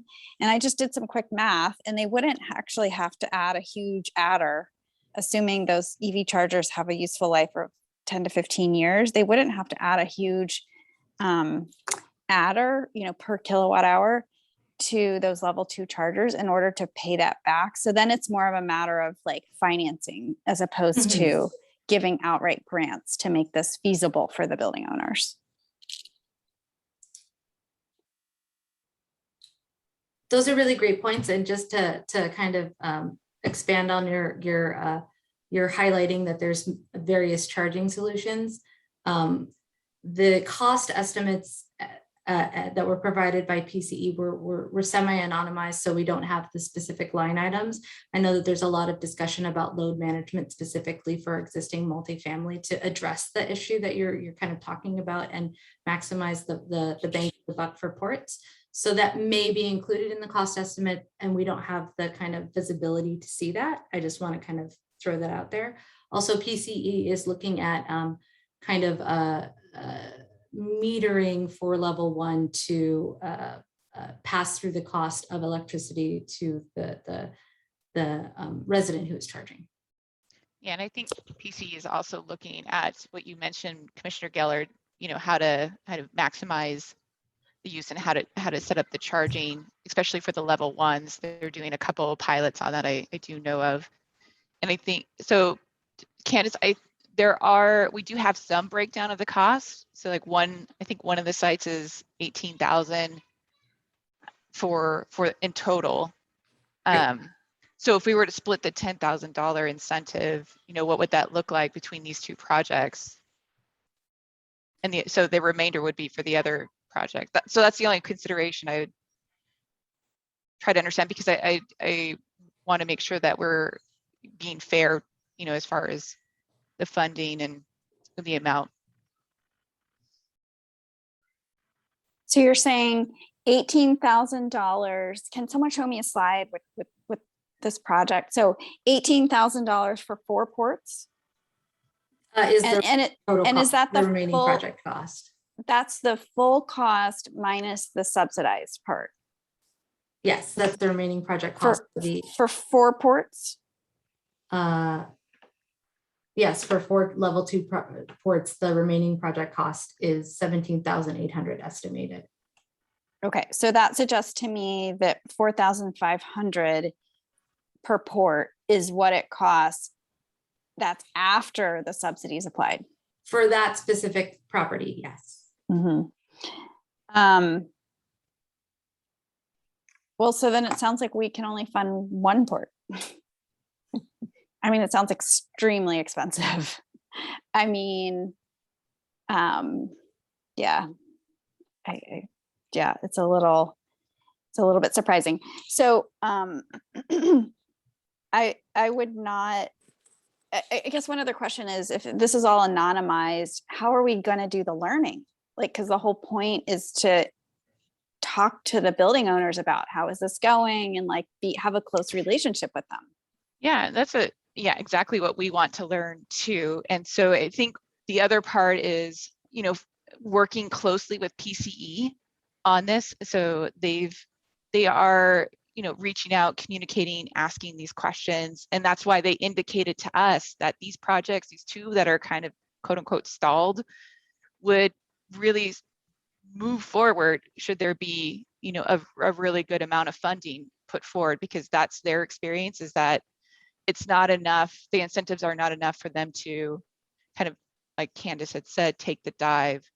And so I think on the back end of that, if the city is able to put a significant amount of complementary incentives, then PCE could, help administer that incentive program and also work with us to get the information we interview, kind of have an agreement that we would want, if we're giving this incentive, like we want something in return. We want to be able to interview the applicants and kind of understand what their experiences were, and again, kind of ask those questions. Was it the funding that pushed you over the edge, and you spent more time doing it knowing that there might not be that pot of money because other people might come and get it? So I think that's the ultimate goal, should we kind of go on this path. I think though there's value, and maybe council should speak to this, but I think there's value in, how to fund and all that is important. But I think there's value in just even like getting on the ground and taking photos. Like, here was the situation, right? Here's the, educating, because I don't know, I feel like before the council needs to understand this issue, and you've lived, Rebecca, you've lived this situation, but the council doesn't. And so I think even just like describing, like, here's the address of the property, here's a picture of the situation, here's where the meter is, here's where the parking is, like a building owner such and such said blah blah blah. Like, I feel like there needs to be that level of understanding at a very granular level of like, what is it like to try to install chargers in multifamily in Menlo Park, and that story needs to be told. Yeah, I think that is valuable. And I do, again, think if we're able to kind of partner with PC on that deeper level, then we'll have access to kind of more of the applicants and what's happening, because we have an understanding that we're providing the significant amount of funding and that we would really like to learn from it. And then Leah. Thank you. In cases like this, I really do not see the need to anonymize anything. It makes sense that people are willing to share what is the address of a project that they're interested in the city's help on, and that they share the clear result report that was developed with public entity money.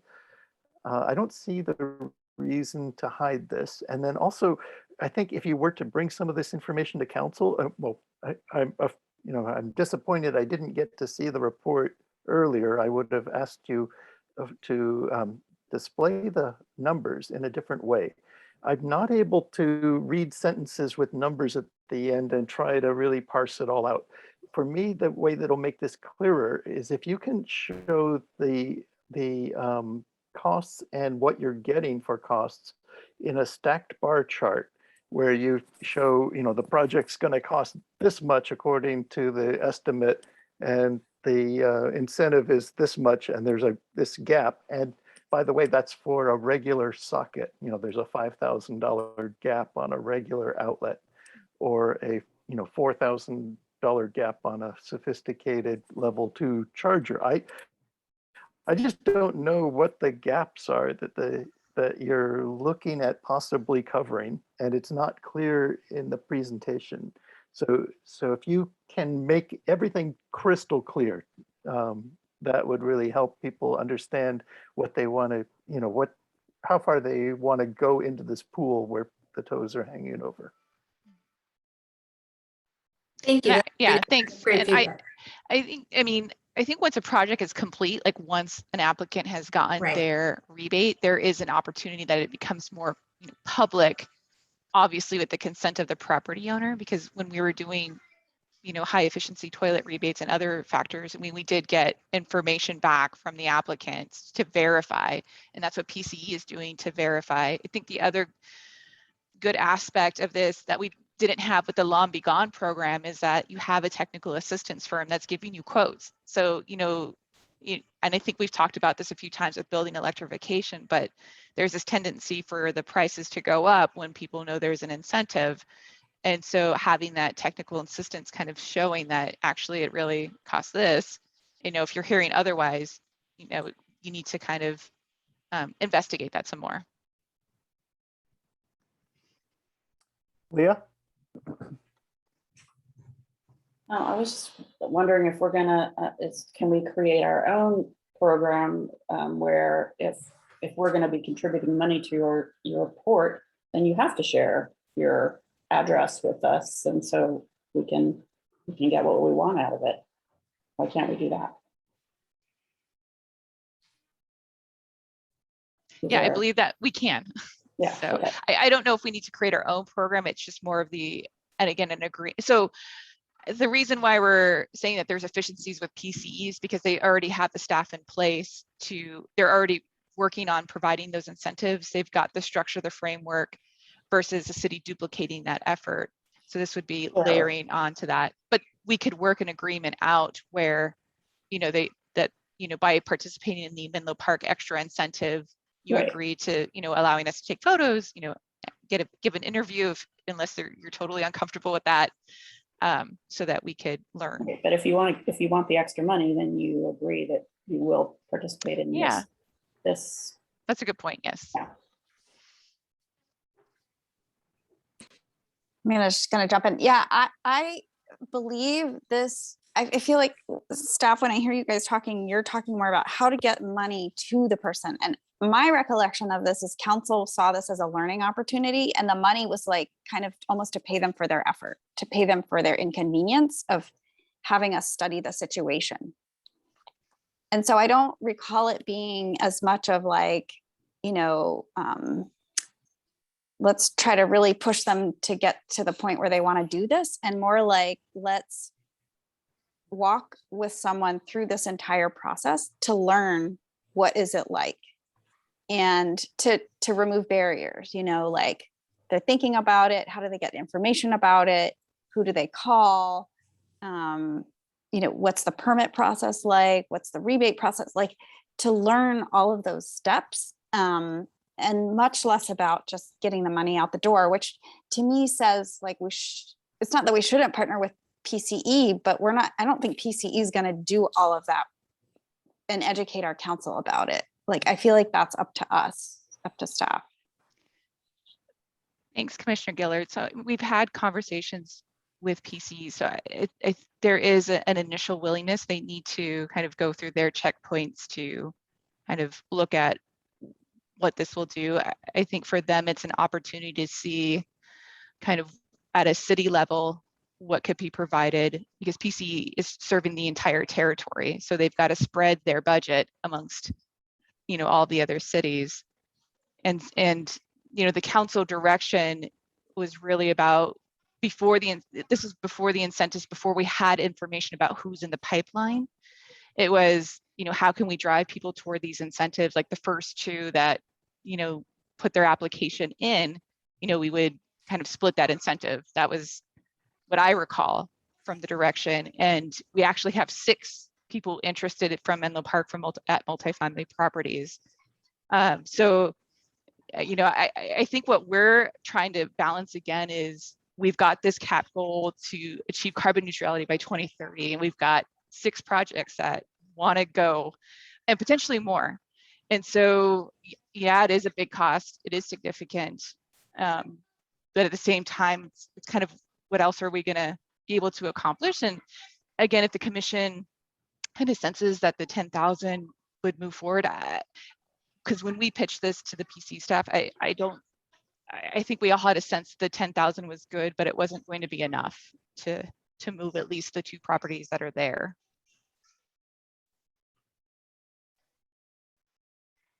Yes, Ryan. Thanks, James. So I just want to make sure, I think I'm understanding what's going on, but I want to make sure and I want to understand. So what I hear is that the properties that have expressed interest, just because they expressed interest doesn't mean they're committed to seeing the process through. And what I hear the staff saying is that in order to ensure they follow through on their interest, based on what PCE has shared, added resources are needed to make sure that they actually complete the project. So I think the issue is we all thought that potentially less, it just so happens that the properties that applied for the incentives may be more complex installations than what we had originally thought about the cost would be. And that could just essentially be kind of, in a way, bad luck for us, or it could be that we happen to be facing some particularly challenging installations. And so it's actually even better for learning. But either way, if we don't provide this additional level of extra funding, what I hear the concern from the staff and from that they're echoing from PCE is the installations just may not move forward, because what the properties uncovered was, gosh, I applied for this rebate. I thought that would basically cover pretty much the whole cost. And turns out my property is complicated and it doesn't. And so that's kind of where we're at, just by the virtue of the properties that applied. That's how I'm hearing it. I don't know if that reflects it, but I think if that's the case, then although I'm not generally, I wouldn't just say, yes, we should, spend these large amounts of money. I do think if it happens to be that we got early volunteers that are more complicated properties, well, that may just be where we're at. If we can learn from a really complicated situation, that may be really valuable. I also would suspect what the staff said is true, and I think we could place that contingency on it, that if people are unwilling to allow us to learn, then they're ineligible for the additional funds. So I'm not worried about that, but I just wanted to clarify what the issue is, and that the additional money is needed because the people who happen to apply have particularly complicated properties in terms of installing this EV charging infrastructure. So Rebecca, do you want me to respond to that, or? I don't think it's for us. It's Okay.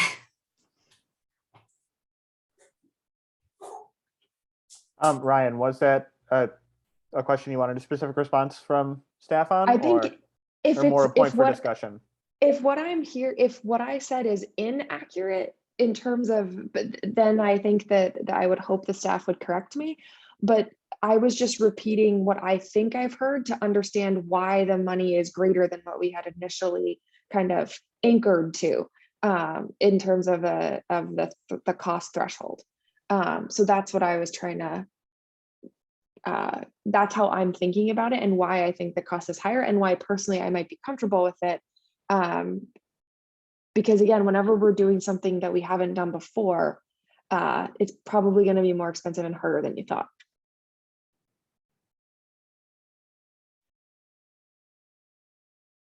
All right. Well, thank you. I think that was a helpful sort of framing for the question, and it sounds like no one is saying you're wrong. If no one has any more clarifying questions, then we can move on to take public comment at this point. And then remember, we still have this item to actually discuss. So are there any more clarifying questions, or is everybody sort of ready to move on to discuss, and we can take public comment first? I'm not seeing any other hands up, so let's move on to the public comment at this point. Ms. Almendrell, do we have any public commenters at this point in time? Thank you, Chair Payne. Just as a reminder for those in attendance, please engage the raised hand feature now to provide public comment on item D3, review and discuss presentation on proposed implementation of CAP goal number 3, electric vehicle infrastructure based on City Council approved 2021 scope of work. Last call for public comment for item D3. I see no public comment at this time. I return the meeting to you, Chair Payne. Thank you. Sounded like maybe your baby had a public comment to make, but Yes, I apologize. No, it's all right. So at this point, we can open up for discussion amongst the commissioners. So who would like to initiate the discussion?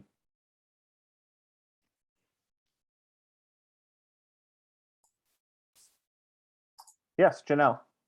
So as you might have kind of guessed from my first clarifying question, I am very concerned that we're in this kind of race against time. We're trying to actually achieve the goal of cutting emissions. The pure number of electric vehicles in our city is not a focus. That is not a climate question. The question is, how much gasoline are they burning? And so I would strongly hope that we would use this opportunity, if we are providing funding, to study and or influence these chargers to make sure that they're being used for displacing gasoline.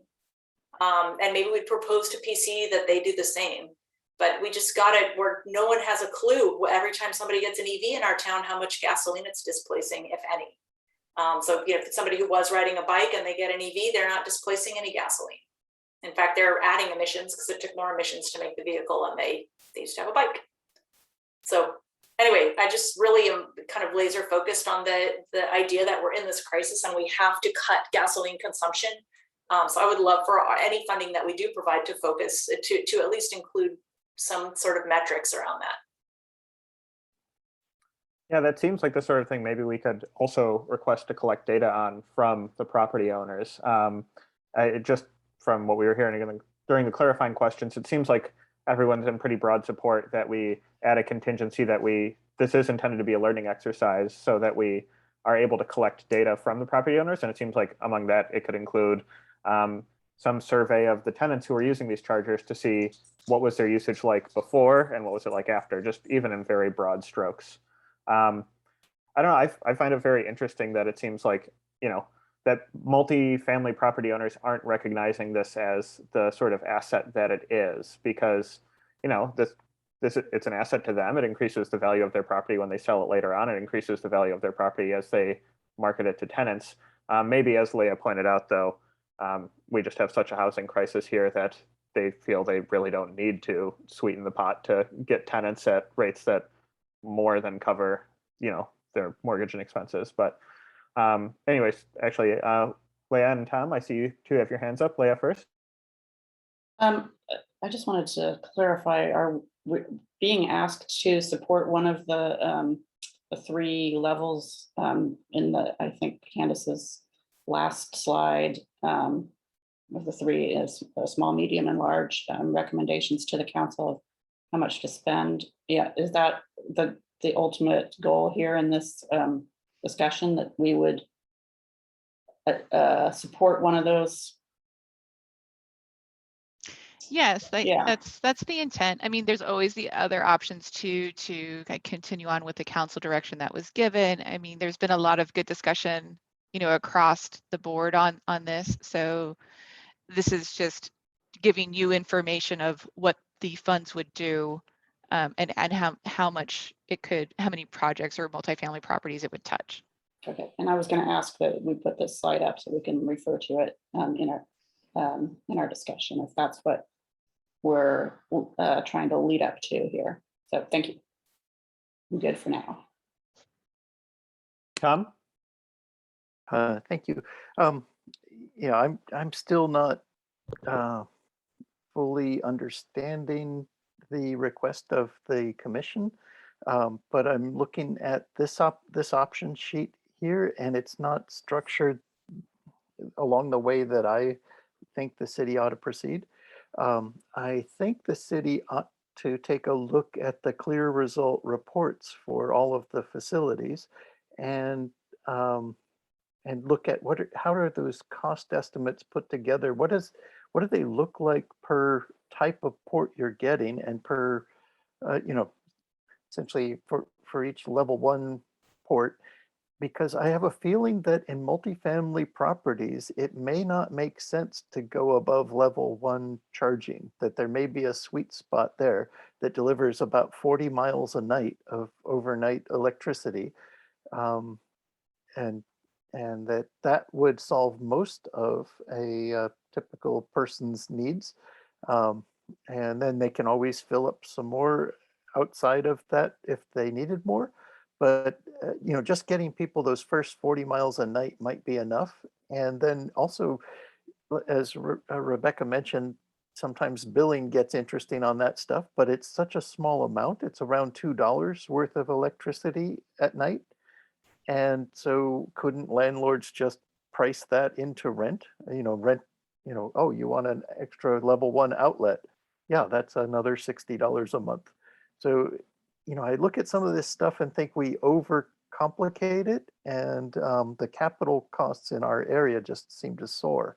So I recommend that the staff take a look at alternative ways other than stuffing the gap full of money to try to see, is there a way to, say, do a reverse RFP to these property owners so they bid how much it'll take to get them to different positions, like to a certain number of level 1s or a certain number of level 2 ports. And then the city evaluate those proposals and decide which ones the city wants to assist.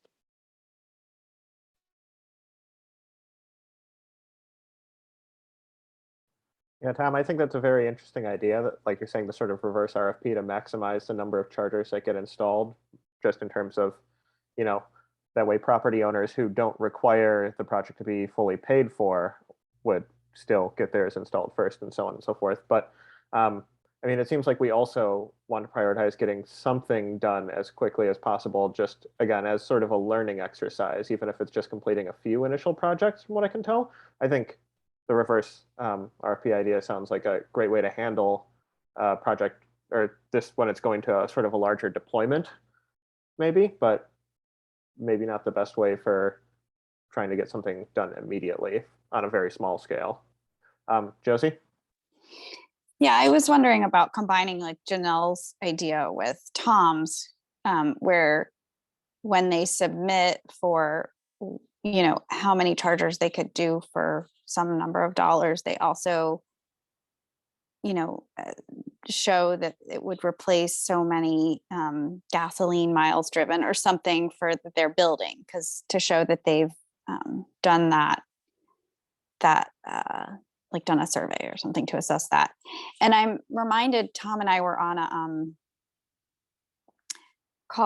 a meeting with Lawrence Berkeley Labs, and they had done some just incredible analysis looking at like the cost of different electrification measures and like how much carbon reduction you get per electrification measure. And it was shocking actually to see,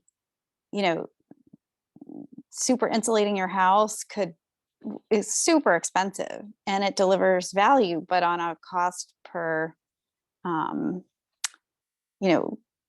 ton of carbon saved, it didn't look good. And really simple things like just regular insulation or I can't remember, but there were some simple things, low cost things that were actually like the high impact things. So I feel like that's what I'm struggling with is like, how do we make sure that our dollars go as far as possible to make the biggest impact?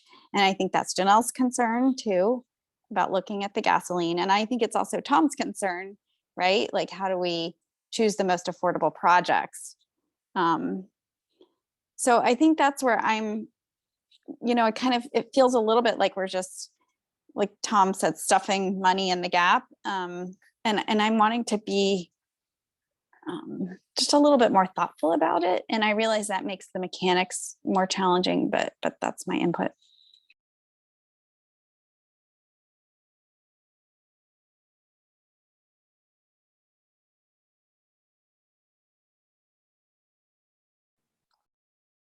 Anybody else want to weigh in? Angela? Thanks, everyone. I've been quiet because I joined after the presentation, so I'm trying to catch up on all of these pieces. One question, Tom, you raised the idea of could a level 1 charger of 40 miles a night be sufficient? Do we have any data on miles, typical commutes driven by residents who are living in these multifamily buildings to give us a sense of that? 40 feels low to me, especially because even if it's sufficient for the residents who are there now, I'm thinking about future residents who hopefully won't have longer commutes, but may, and I'd want to see capital go in that can serve the population for a long time. Or am I wrong? I mean, is 40 miles per night, more viable than I'm thinking it is? I think it's a point in the census data. And I remember looking at it a while ago, and I want to say it was like 20 or 25 was Okay. the average Yeah. commute. Average each way or round For everybody? I mean, or for multifamily residents? I don't think it was broken out by multifamily, and it was a long time ago, and I could be getting this completely wrong, but I do think it was a question in census data. Mm-hmm. And I want to say it was like 25. I was surprised, actually. I was like, oh, that's interesting. That's like you were saying, Angela, it was lower than I would have guessed. Yeah. But Yeah. I'm also just curious. Oh, sorry, Angela. No, I was just going to say, I mean, I guess I'm spoiled in that my EV chargers, we have 2 in our garage, and they do a whole lot more than 40. So it just felt rather limiting, but yeah, that's interesting about the census data. So I guess I'm struggling with that too. Yeah, go ahead. I'm also just curious to know what the price differential is between the level 1 and level 2. I mean, I know these projects are going to vary tremendously by site, but how much of the cost is in, again, just what is the margin added by going from a level 1 to a level 2 versus the fixed costs of just doing the trenching and the installing of everything else in the first place?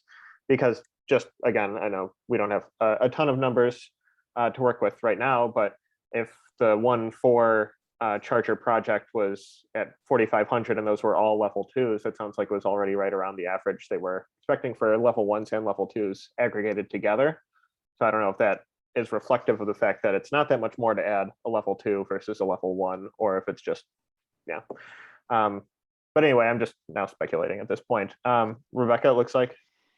Yeah, I got a comment on can this? chime in a little bit. So, I mean, and this goes back to Commissioner Price's point of, when we were originally embarking down this path, even PCE thought the level 1 charging, the $2,000 was going to be plenty to cover like almost all the costs. So that was always the intent to cover all the cost. But I think there's other things at play. Like, as you all know, there's supply chain shortages. So I'm working on the Menlo Park Community Center microgrid, and we're already having struggles with trying to secure, and the prices are fluctuating, it seems like, from a month-to-month basis. So if you're not locking it in, it's kind of like this other aspect of trying to make sure you've got the access to, and maybe that's part of the contractor kind of component of it. But I sense that we're going to see these kind of cost increase, over time, at least over the near short term here. Tom? Yeah, I just thought I'd mention, 40 miles a night, that's 14,000 miles a year, roughly. It's more than I drive, but, in my family of 2. But then, that's because I worked close to home. So, it can be different things. Yeah, so the other big reason why to look at level 1s is that on a given building's transformer, you can serve more cars with either that ALMS that Josie mentioned, automatic load management system, or with level 1 chargers, which naturally just, they trickle 40 miles a night to lots of different cars, as opposed to a big level 2 charger filling up a car that only needed 30 more miles of charge, and it did that in an hour, and then it sat idle the rest of the night. So it's really just an optimization exercise, trying to figure out what to do. And I think trying to look at the reverse auction makes people come to you with their proposed solutions. They start putting a little bit of intellectual skin in the game, because they figure out what they want to do and how much they want to ask for in order to give them the best chance at winning the prize.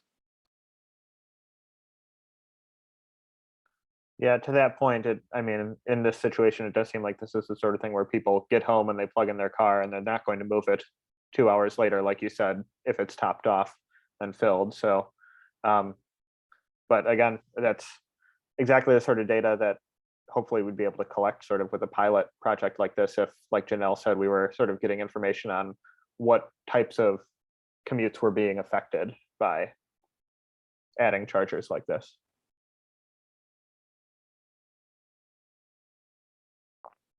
Angela, did you have a question? Is your hand still up from before? No? Okay. Janelle?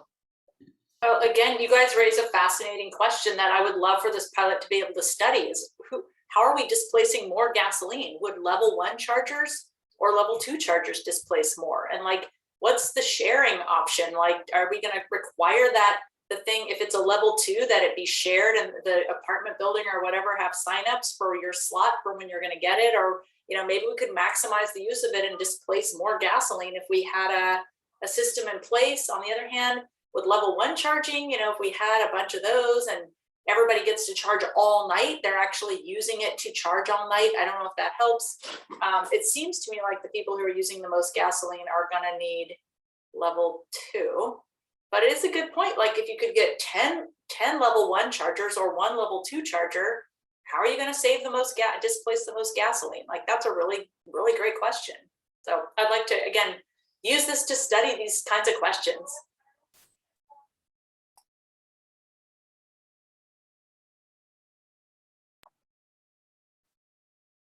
Yeah, so I think I have the same concern that a number of people raised, which this seems like a big dollar amount, and just worrying that it's the most potential bang for our buck. So I like, as I said before, sort of the ideas that that Tom suggested, in order to make sure that we are getting the most value out of it. But in a situation like this, I guess my sympathies lie primarily with the tenants, who are kind of easy to overlook in these situations in terms of, if they don't have charging options, then they are more limited than the rest of us in single family homes necessarily are, because they're just closed out of an option to get an electric car that might be a choice they would like to make for themselves or for the environment or for financial reasons, to not have an asset that will become stranded, things like that.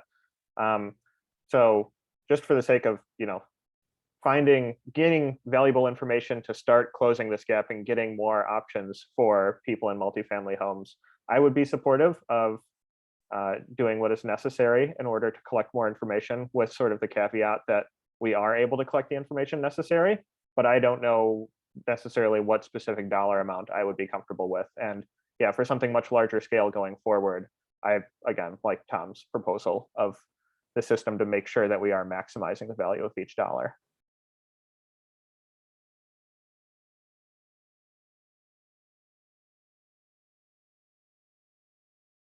Yes, Angela?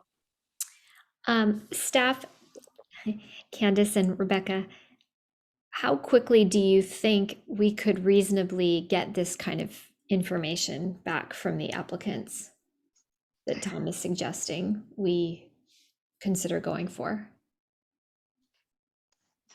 So we could get it back once they've completed, the project, and, they're essentially probably before they receive the rebate, just so that we're getting the information that we need and there's kind of that tie-in. But, when we've had the conversation with Pce, we can work on kind of what that looks like. So as Candace mentioned, we're trying to kind of get this moving as quickly as possible. So it would, probably be by summertime. So at least those two for applicants that are in the queue could potentially move. If they don't take advantage of the funding, I think that says it's a whole nother conversation as to like, what is the true barrier for multifamily properties if they're walking away, from a complete funding of the project. And I think in that instance, if they're not biting, I think PCE as well as us would be very curious as to what those barriers are.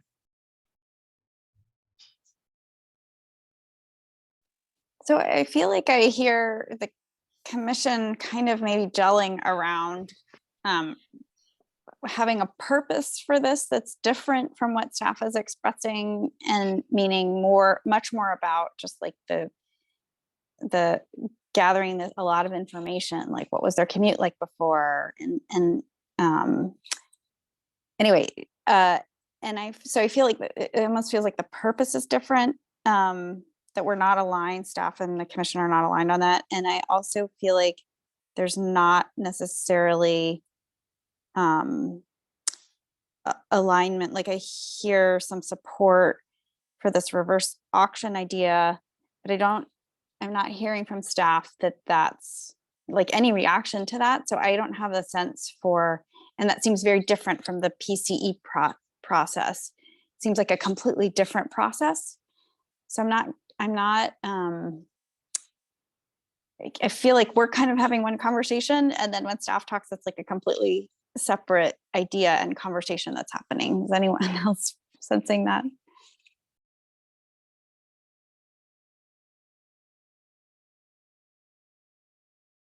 I don't want to necessarily speak for staff, but I feel like maybe some of the reason is because a lot of us are talking about what the project would look like going forward versus what it would look like for the people who have already applied, where a reverse auction doesn't necessarily apply, but instead just what is necessary to make sure that this sort of pilot project goes forward and these applicants don't drop out of the process. What incentives would be required for that in order to make sure we get, some initial chargers in so that we can learn what we need to learn from that process.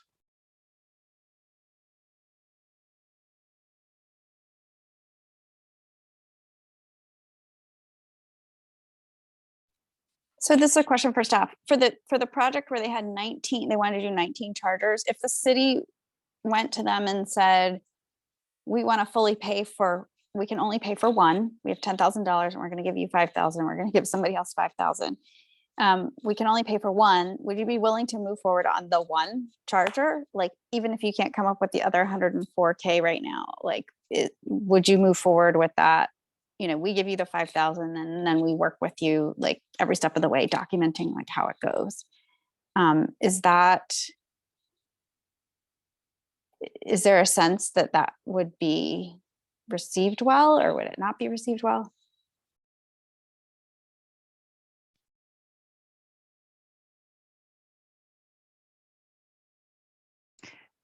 So thanks, Commissioner Gillard. I don't know if I can answer all of it. I think from the staff level, we've done our due diligence to understand what the issues are based on what PCE is letting us know about the current applicants. And, the city council can certainly take the advice of the Environmental Quality Commission into consideration as part of this request. We haven't particularly landed on a certain amount. I think at minimum, we're sensing that 250,000 is needed for these two projects to close them out and get them moving, and to understand, if there is something else that may be causing kind of this delay versus commercial properties that seem to be more kind of aligned with doing that. Ryan, you had a question or a comment? I wondered if I'm definitely not an expert in this, so I don't know, but I wondered if part of what I heard when Rebecca and Candace were talking about the situation is that it's not as, at least as I understand it, it may not be that it's a cost per port, because there may be some infrastructure work that has to be done. I think in one example, you talked about the meter being very far from where the parking spots are. And so it could be that the cost to actually install one port is higher because of that infrastructure work, but then the additive cost of the additional other ports wouldn't be. So I just want to caution us to think about it in the context that Commissioner Gaylord was suggesting, only because from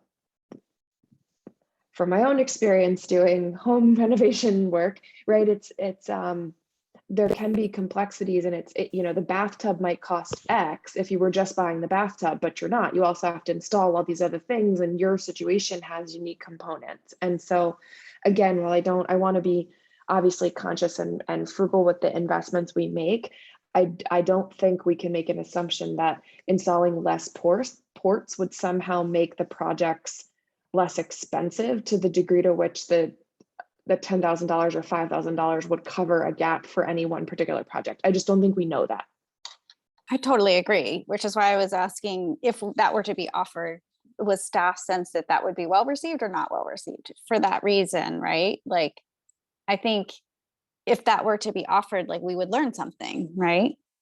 If they said, no, absolutely not, that doesn't even cover, the first visit from the electrician, then to your point, Ryan, there's a high first unit cost. Yeah, Ryan, that was some of the same concern I was having over recommending specifically level 1 versus level 2. I wasn't sure what the additional margin for that upgrade was, but that's a great point that similarly, we don't know what that additional cost is for additional ports beyond the first one as well. Yeah, anyway, great point to consider.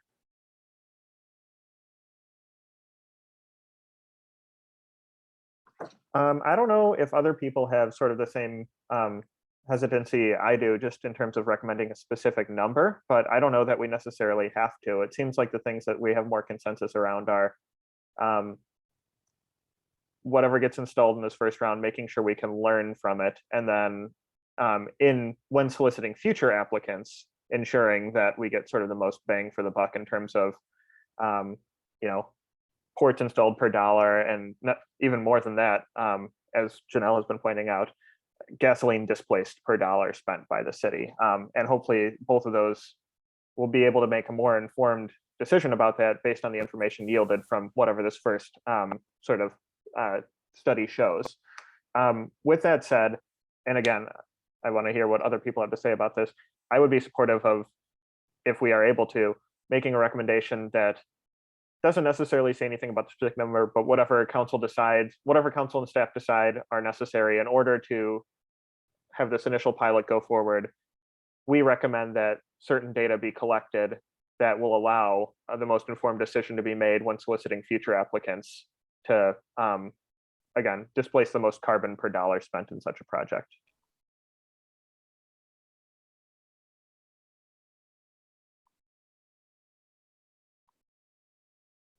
Janelle? I like that. Leah? I also feel like that's the way we should go.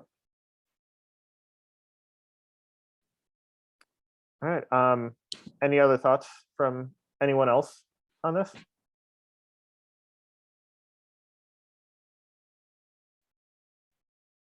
If not, somebody. Oh, Tom? It's triggered by this dilemma that's brought up in all the discussion, and thinking about the magnitude of the task of getting electricity available to tenants in all these multifamily dwellings. And I'm just wondering, since there are essentially rental licenses required in order to operate these types of properties, if the city has the ability to put in a phased in condition of a certain percentage of spots must have electricity available to them on a certain schedule of time, and that might create then the project interest on the property owner's standpoint, that they want to keep having a rental license. And so they would want to meet the standards of being able to have a, I guess what people may think of as an essential service available to the tenants in the future. So electricity for charging cars. You know, perhaps, you know, that's an idea that maybe the mobility subcommittee could take a look at and see, is that something needed here to create the demand in order to get the landlord interest in participating in a program and doing things without needing city money stuffed in a gap? Is that something that could apply to existing buildings? You'd have a phased in requirement for more and more spots need to be equipped with electric charging? Yeah, that's, I don't know the particulars on it. It's just an idea that dawned on me during the course of this discussion. Was thinking, you know, how do we go about motivating the landlords in to be interested in providing what may become an essential service to the tenants, and set up a schedule for accomplishment, similar to the way we're transitioning the electric grid in California to be all renewables. We didn't do it all at once in 2005. We started out small and then had a schedule of how large the fractions of renewables would get. And the utilities conformed to that. They started procuring along that lines and working out the deals that would make that happen, and things got built. And I'm looking at EV charging as, oh, it's another big infrastructure project distributed across a lot of owners, and maybe given a schedule that would help everyone do the planning. So I just tossed that out, not as a way to deal with the thing in front of us, which I can't even see. I don't understand it as an action item in front of us. But I just wanted to throw this idea over to the mobility subcommittee and, you know, see if they wanted to look at that as a possibility for a future policy. Am I right that the mobility subcommittee is James? Yes, I was going to say that we'll need to be repopulated soon. Because you're mobile. Yes. I just want to clarify that we don't have a rental license program. Okay. People do get business licenses, but not a rental license program. Right. But I hear your point, Commissioner Cabot, that you know, I think when we did the EV gap analysis, originally we were proposing policy, but there was not a comfort level at that point in time. And so we're down the road of incentives, which we, you know, we're talking about in our last presentation on how do we keep moving forward. But yeah. Right. This item is telling us the incentive needs to be huge. It needs to fill whatever the gap is. It seems like for this particular group, but yeah, I think Right, we'll learn from it. But it may not be money. I mean, that may not be the thing that's holding it. Like, I'm not sure we know, right? So that's why the learning is so important, I think. Yeah.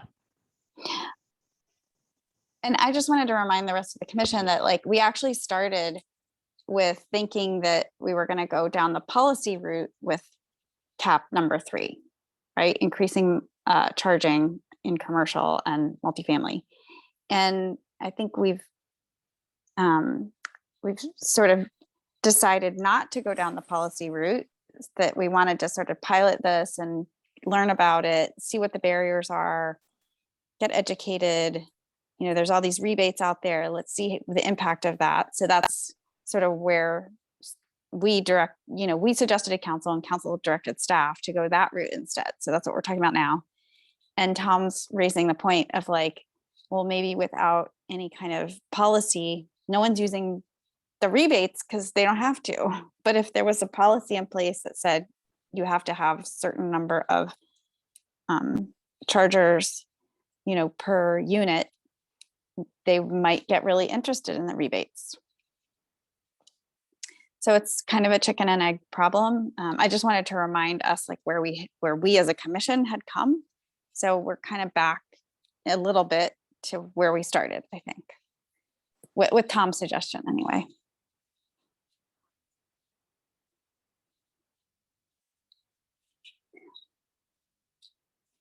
Yeah, I mean, I would certainly be supportive of exploring, as you're saying, Josie, not just incentive, but policy in the future as well.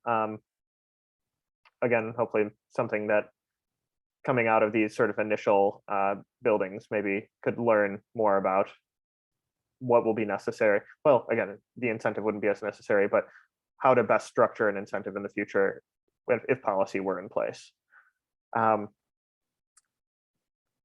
So does anyone have a motion in mind to suggest or anything else they would like to add?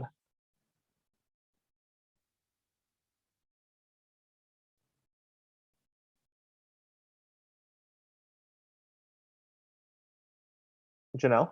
Sorry, I just need clarification. What is the potential motion?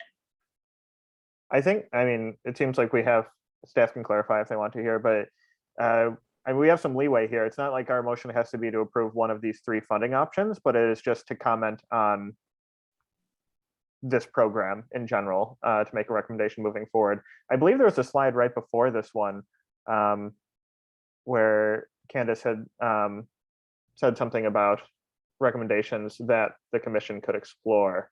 And it was just about the creation of a Menlo Park program to further supplement this. But anyway, at least the way I saw what our motion would be, yes, here to recommend to establish a complementary Menlo Park multifamily property incentive program. And then the following slide was about sort of what funding levels would potentially be for that program for these initial projects. And then at the very high level, there would be funds left over for future projects. Again, sort of just to follow up on what I said before, I don't personally feel comfortable enough with throwing out a specific number here to recommend an motion, but instead just that we say that whatever one of the conditions of this program is that it collects useful data for the implementation of future incentive programs going forward, where we are able to most maximize carbon saved per dollar spent. I don't know if we need to have more than that in a motion or if that itself is fine. Staff and other commissioners can comment.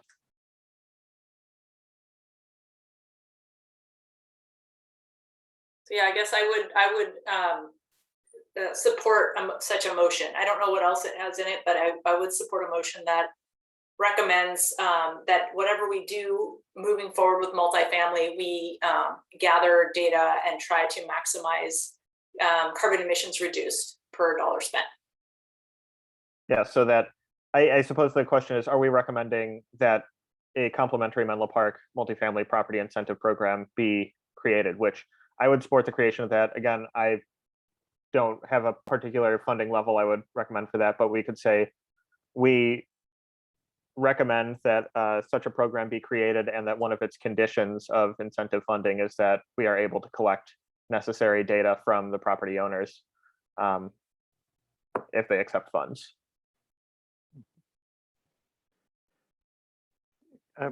Yeah, I feel like this is for me very awkward because I did not read this agenda item to be an action item, and I didn't see this report or any real data ahead of the meeting, so I haven't really had time to think about it. But I also can't understand the actual three options put forward there. So I feel like we're being asked in a way, or maybe we're assuming we're asked to make a recommendation to council about something.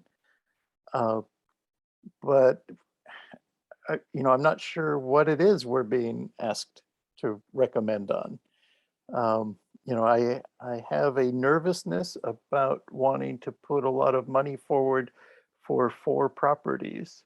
And I also don't, I'm not seeing that there's a program designed here that looks like it, has defined the needs it's trying to meet. And so I'm a little bit concerned about being asked to make a recommendation to council when I haven't seen enough information. The recommendation, or rather the motion, could include an if council decides to create this program, we recommend that a condition of its funding be that these information are collected. Just a quick thought. Angela. Yeah, that's what I was going to say, James, is if we're going to recommend something, that we launch the creation of this fund, but that we need, and maybe it gets funded to X amount initially, and that we give ourselves time to make a future recommendation to council on what that total should be after we collect data from these pilots. Leah? Well, I think whatever we do, we should make it clear to council that we've discussed all of this and we don't actually recommend any of these particular funding options, so that if staff's going to go ahead and present this at the December meeting, which I had seen in one of the previous slides, that it's appended with the fact that we don't recommend any of them. Yes, December 7th request additional funds. If they're going to go ahead with that, then I would like it council to be clear that we have discussed it and don't particularly recommend any of those. Josie? Yeah, I agree. I feel like Tom articulated well where I am on this, which is like I felt like the point was to learn things. I didn't see a slide that says we're going to learn these 11 things about each project. I just don't see that clearly articulated, like what is the benefit to us? And it's a lot of money on that slide, and I'm not inclined to throw money is not the right term, but to put a lot of money into something that is to me really not clear what we're getting. If staff had been able to articulate more clearly what we were getting, I think I'd be in a different place, but I'm definitely not there. So, I would not support more than the $10,000 that's allocated at this point until staff has like a clearer idea of what the city would get in return. Angela? I simply forgot to lower my hand. Apologies. Oh, that's all right. Tom? What I'm wondering if we should try to see if we can have a motion to ask staff to produce a staff report with a clear plan about how they want to explore the needed information to encourage, multifamily charging, so that we're able to see a staff report with analysis and results. And I keep thinking I can visualize it better if I saw these things as stacked bar charts. I would be able to compare what you're getting for what you're spending and who's putting what money into it, how much coming from what source, and how much is the owner of the property putting in. So there's, for me, just a whole lot of missing stuff. And so maybe, I'd be inclined to ask staff to provide their ideas and analysis on this so that we could make a recommendation to council. Rebecca, see if your hand up to comment. Yeah, thank you, Commissioner Cabot. So I think we as staff are in a tight place. We don't have a lot of resources. We're going to be asking for resources on December 7th. At the same time, we're trying to meet this ambitious goal that the city has. And so because of the speed that we're going, it doesn't necessarily lend itself to having staff reports, readily prepared. I mean, we've been able to talk to Pce over the last few weeks on this topic. We literally had a meeting yesterday with them to try to, make sure we had all the correct information, understood what could be offered. And so I think, to your point, we would love to produce a staff report with all the analysis, but we're trying to also respond to kind of the urgency that has been kind of discussed amongst the commission and council members. So forgive us if we're moving too fast and not being able to kind of prepare the things that we normally prepare as we do prepare these items for you. But the agenda is, it's review and discuss. this item. That's how we typically have arranged all of our agenda items when there's a decision. We're not trying to create a new program at all. We are using exactly the framework that PCE has. So the incentive that they're giving potentially to these multifamily property, that's the guidelines. This program would simply supplement that funding. So we're not trying to reinvent the wheel. We're not trying to do anything more. We can collect the data for the education component of this. So I think probably it would be interesting to have a subcommittee to understand kind of how this cap action item is going to move forward and what we're going to implement to reach our goal of carbon neutrality by 2030. So hopefully that kind of explains kind of the ability to kind of move these things forward and get them across the line, because we were coming from a place of wanting to see movement, and that's why we wanted to kind of go, because if we design another program, it's going to take quite a bit of time, more discussion, and probably to simply put it, we're not going to be able to have anything proposed like this program where you can have something rolled out by spring of next year. Tom? Thank you, Rebecca.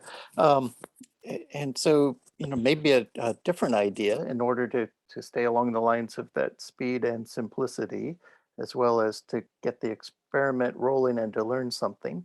An alternative structure for what to recommend to council might be to just layer on an extra, say $1,000 per port on top of the PCE incentives and make that available to, up to blank number of multifamily ports at this time, and then see how the applicants are able to respond to that. If that's something that works for them, and we're all able to go forward and learn something, but just setting a precedent of filling a gap between what a project costs and what what PCE is putting in there, so that there's no property owner investment, is kind of a worry to me.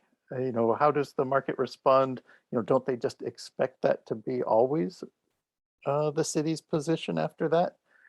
And so, I'd recommend, if you want to do something quickly that also helps you learn, and we're also not missing anything. Nobody's stranding a new gas station into that multifamily property if we don't get this in on time.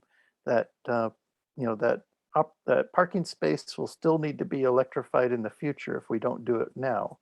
So my thought is to respect that staff is stretched thin, and that staff proposed then a simple but not super lucrative solution to the property owners, and see if we can move forward and garner more information out of the process from all the parties, and not have everyone keep everything anonymous.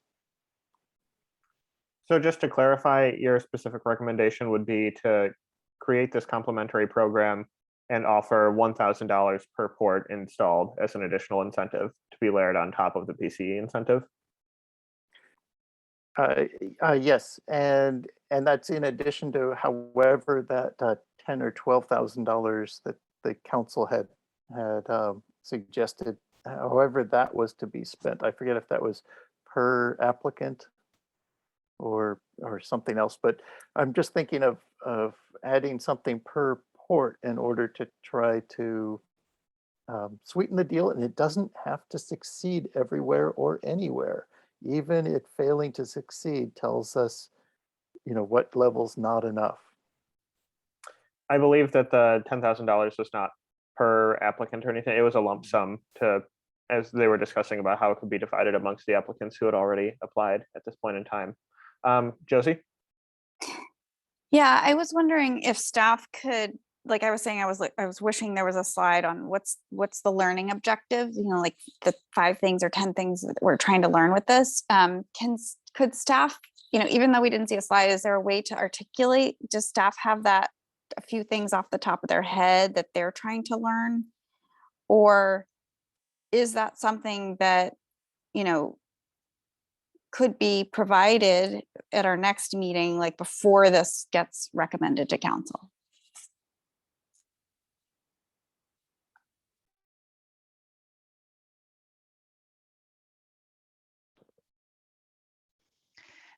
So the learning is a lot of what you've already have said in this meeting, which is, what are the barriers? What were the main factors that motivated you?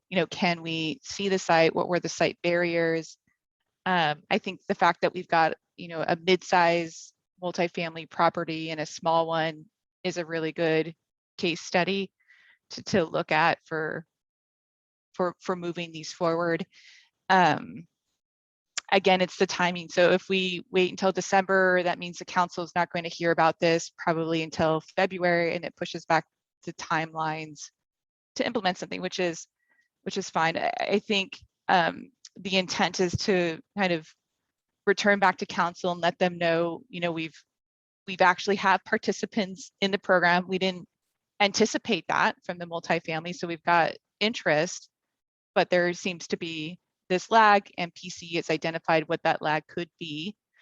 Again, because they're using their funds to spread across the territory.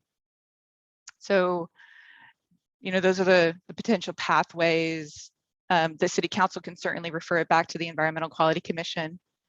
I think there's, and I don't want to prolong the part of it too, but with the large commercial landscaping that we converted, I think we usually had like up to a maximum amount. So it was like $20,000. And I will say that it did cover 90% of the cost. So, I mean, that's what does motivate some property owners in the end.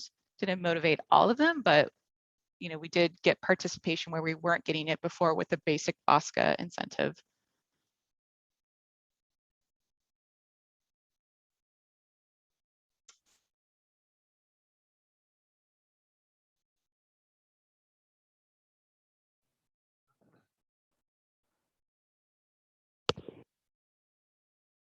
Sorry, did somebody just start speaking that I missed?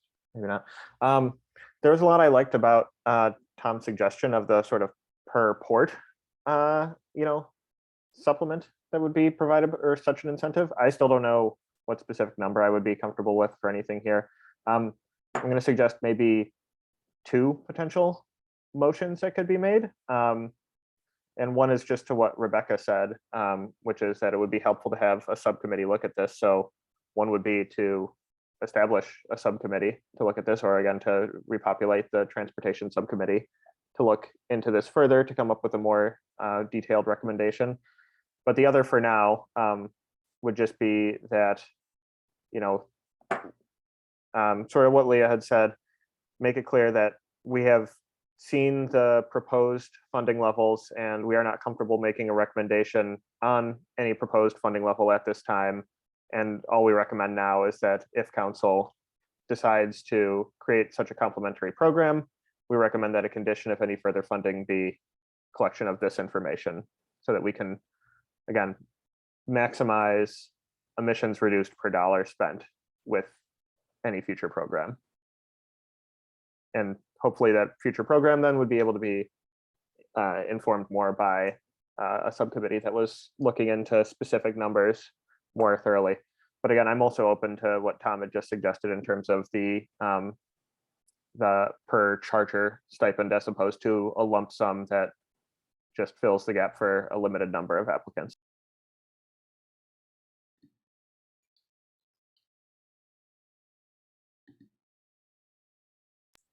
Okay, so was that a motion?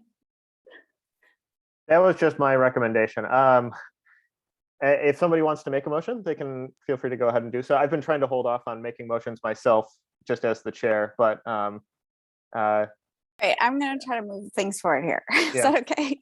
All right. So I kind of like both of the things you said, James. So maybe the motion is like, we don't recommend those two, the hundreds of thousands of dollars on this program yet, because we don't think it's like clearly enough to, it's just not clearly defined, like what the purpose is. Like we think it's learning, but that hasn't been clearly articulated yet. although I appreciated what Rebecca shared just verbally, and I was taking notes about that. So we're not comfortable with those dollars. And so we, you could kind of do it in two parts, either this,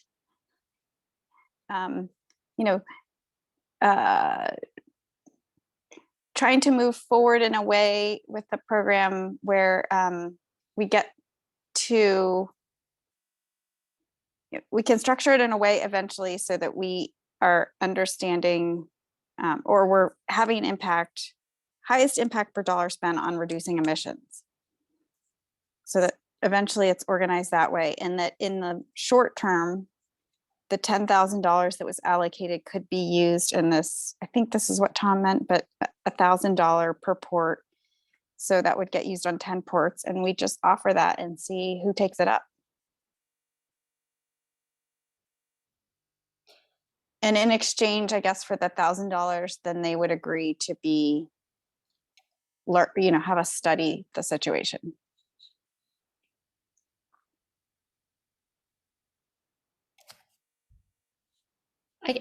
I just want to jump in. I mean, I like the idea of 1,000 per port, but I guess I'm also, I might be in the minority here. I worry that in our effort to be, I mean, I appreciate that we, any money that we ask for, we want to make sure that it's being optimized.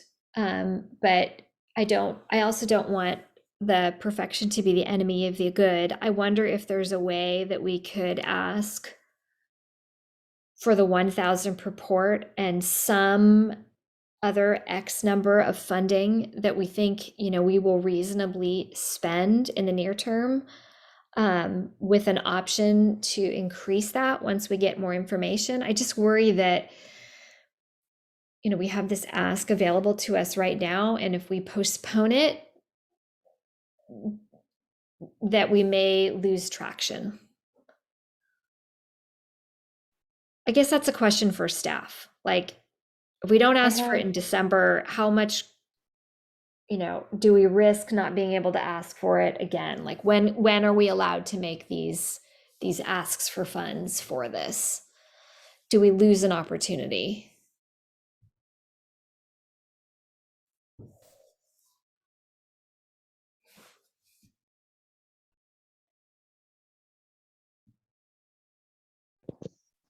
Thanks, Commissioner Evans. So I think there are other opportunities to move it, to request the funds. Mm-hmm. Then the other likely point is through the next budget cycle, to ask for, but the climate action plan is a priority of the city council. Yeah. So, I don't think they're a stranger to getting the request for resources or appropriations to implement the climate action plan.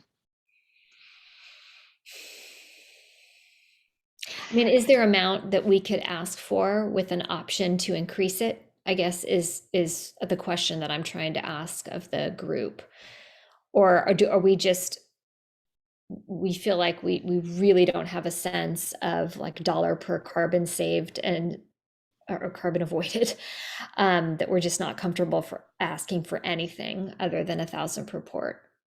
I guess I'm saying is there a fixed amount that we could ask for now that we can have, reasonable assurance around we're going to be able to use it, so that we can at least get some of these funds allocated for something that we know is going to be important soon? Well, I think we know that the two projects that are pretty near close, and there's a small and a large one that costs us about 140,000. In addition, PC has indicated, that they could really support the administration, which then frees up capacity to work on other things internally for the cap. That's another component. I think their kind of point is a larger amount than $10,000 or even 50,000 for them to be willing to kind of really, ramp up on behalf of Menlo Park and kind of work with us in a partnership to get the case studies and understand what's moving forward with the multifamily property owners. Okay. Thank you. Still just trying to think about all the different cost terms I've been hearing tonight. Maybe a thing to consider is council has developed on their dais. They developed the idea of offering $10,000 to get a couple of properties to put in some ports. And so maybe the EQC might recommend back to council, based on what we're hearing from staff so far, it looks like it may take more money.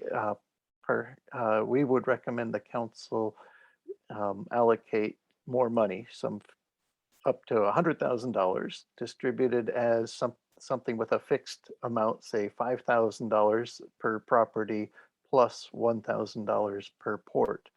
And the idea of having a per property amount is to cover some of those costs that Angela mentioned earlier, which is, it's costs a certain amount to start projects up, et cetera. And then only a small increment maybe per port afterwards. And then I know the types of numbers I'm putting out there are not intended to cover the whole cost of projects unless they were level 1 projects, those, providing outlets there. And so, I'm thinking it makes sense to put out a level of added city support or incentives and the expectation for information we're trying to learn, and leave that offer standing for a while. And if it's not taken after X number of months, come back and let's look at suggesting a restructure of it if it's too low. I guess I'm just not in a rush to set a precedent of stuffing money into a gap.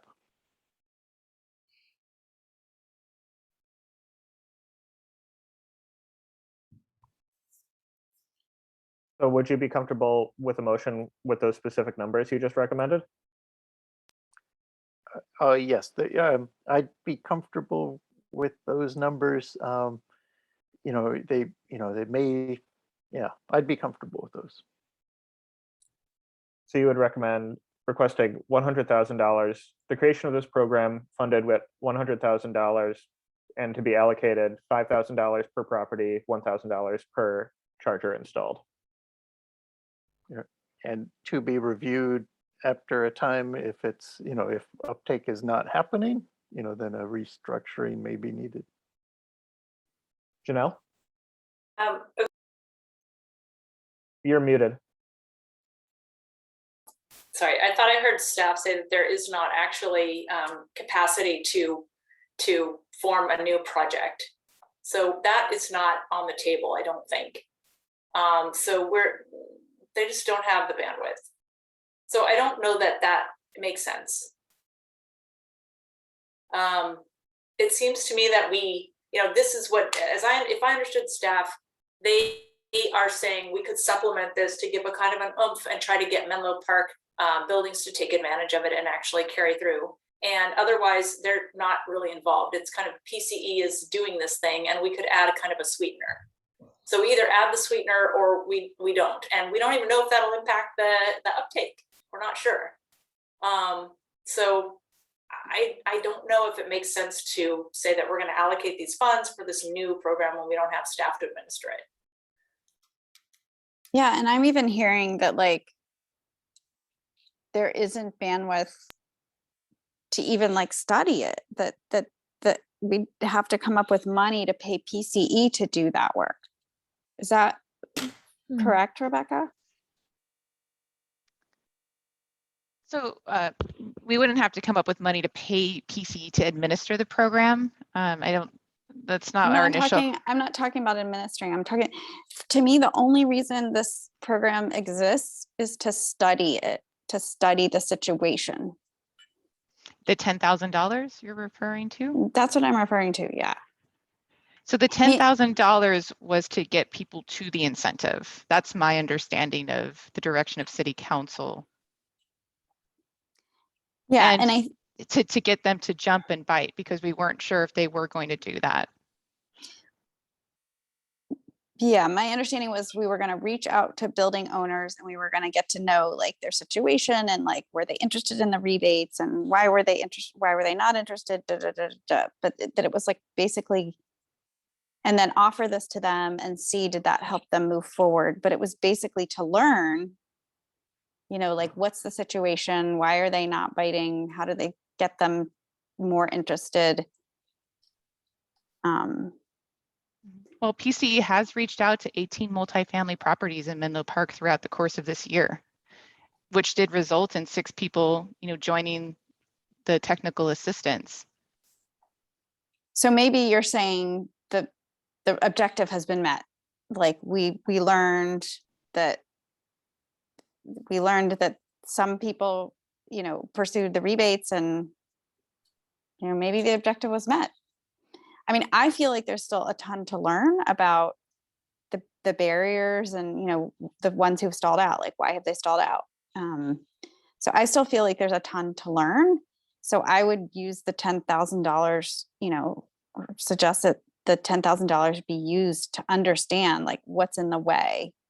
And if it means like offering some small amount to get them to, you know, would $1,000, to Tom's point, I think, like use it as a test, would $1,000, you know, get somebody to move forward, $1,000 report. But I don't, there's 5, by my calculation, there's 5,000 of these things that need to go in Menlo Park. And so I don't think spending like $500,000 on, I don't know, what, 20 ports or something like that. That doesn't seem like, that just doesn't seem like a good use of money. I mean, well, it could, if they don't bite it, it could indicate that they need more of like a direct install kind of program, or that's like the next step. I think for PCE, it's a recognition that maybe the incentives aren't enough when they continue to think that they are enough. Like back in earlier this year, again, the level 1 chargers, from what we were explaining, and they did their own feasibility analysis and said, yeah, that the level 1 ports at $2,000 each should cover everything. But here we are, you know, many months later, and that is not true, because they've, you know, done the site analysis on specific sites, and the costs are much greater than what they anticipated. And so, you know, I mean, there's the PCE board that can, you know, increase the incentive across, you know, they're also looking at their incentives for building electrification and the other aspects of it. So, I mean, I know it's a tough,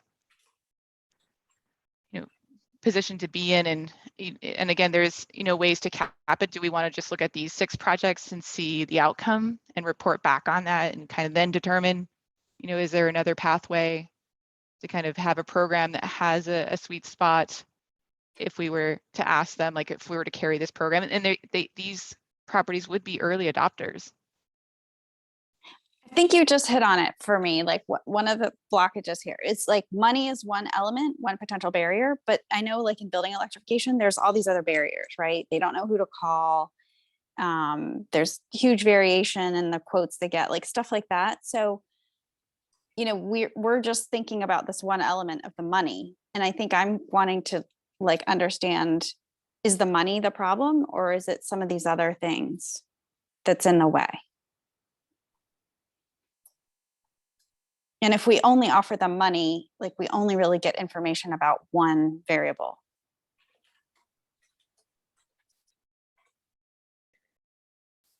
To get back to what Tom and, oh, sorry.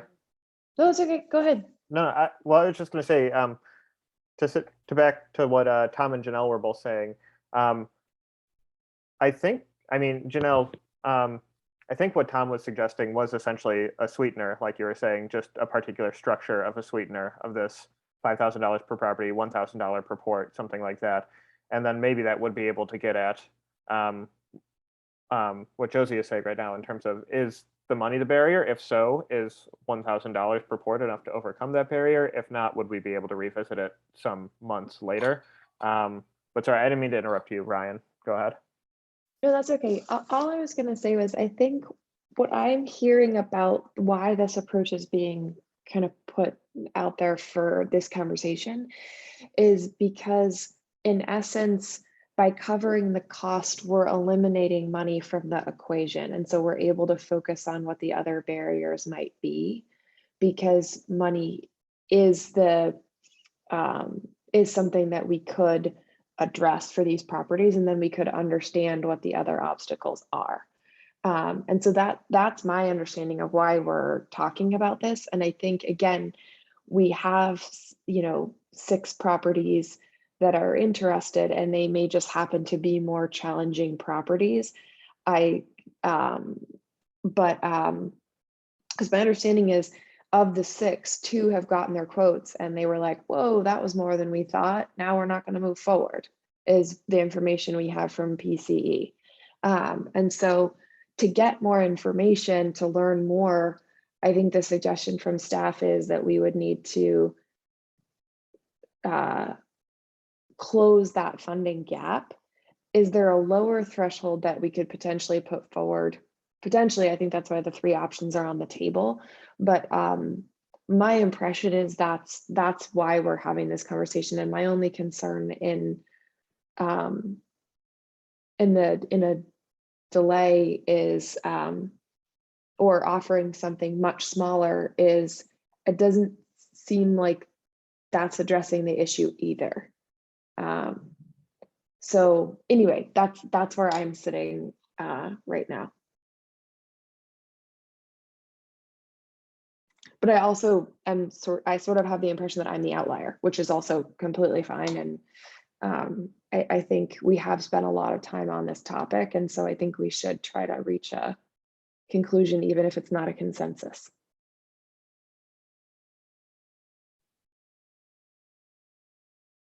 I think that's a good suggestion, Ryan.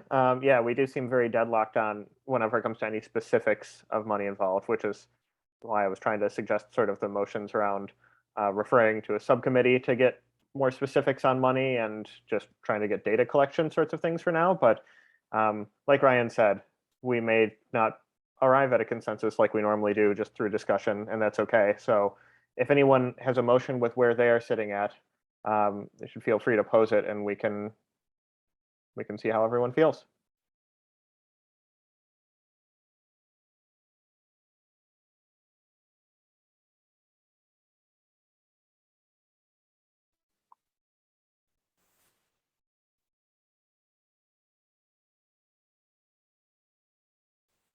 Yeah, so I'll propose a motion, and it's really just an incremental step.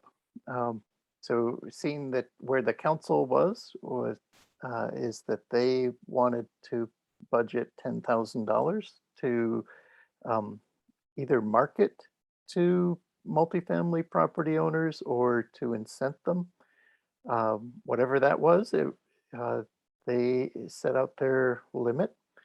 And then we've seen what's been able to happen with PCE offering its programs and its incentive levels. And there still seems to be a cost gap. And I understand that's a problem and certainly frustrating. And trying to fill the gap with money worries me, as opposed to looking at other ways around it. But as an interim measure, an incremental step, I move that we recommend council offer a layered on incentive to multifamily buildings doing electrification with a structure of $5,000 per property and $1,000 per port, just layered on to those properties that get the PCE incentive, so that we don't have to administer anything different with different rules. We just simply layer the Menlo Park incentive alongside the energy providers incentive. And that the council consider a total budget for that of $100,000 of incentives. and that they revisit it if it appears that that's not enough to move the market, and they that they have the EQC take a look at what may help advance the multifamily electric vehicle charging in Menlo Park.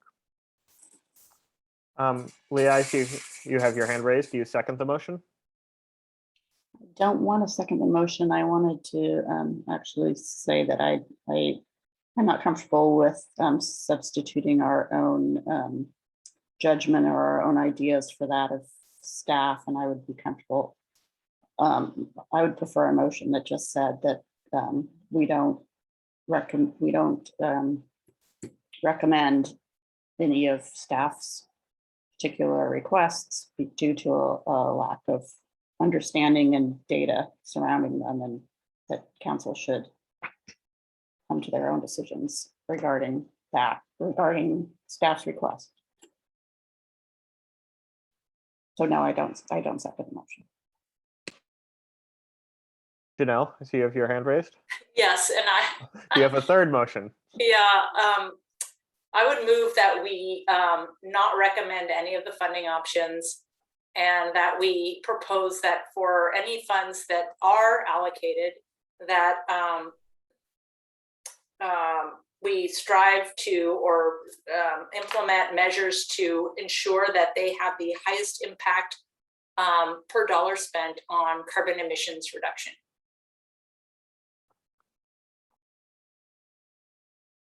Do we have a second on any of the motions on the table? I don't really know what we do in this situation of dueling motions. Sorry, We haven't really had this before. I apologize for interrupting, Chair Payne, but just to kind of give us a touchstone to kind of understand the ideas that are being presented. It doesn't sound like we've had a formal motion per se, and we're still kind of working out 3 ideas. Here's kind of my understanding about what's being discussed, if that's helpful, just to kind of make sure that I've captured it so that we don't have any misunderstandings about what a potential motion could look like. So just to kind of capture Commissioner London's spirit, should the council establish a complementary incentive program, the program should include the condition that the city can collect necessary data if a property were to accept funds to maximize emissions reduced per dollar spent.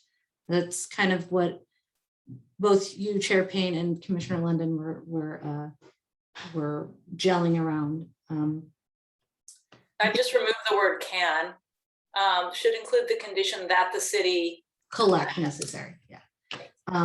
Sorry. I think Candace, there was also a point which was not recommending any of the funding options on the slide, right? I think that was the preamble for both. Right. So these and are Julia. recommendations. So the exclusion of you recommending or supporting any specific dollar amount would be by definition not a recommendation, right?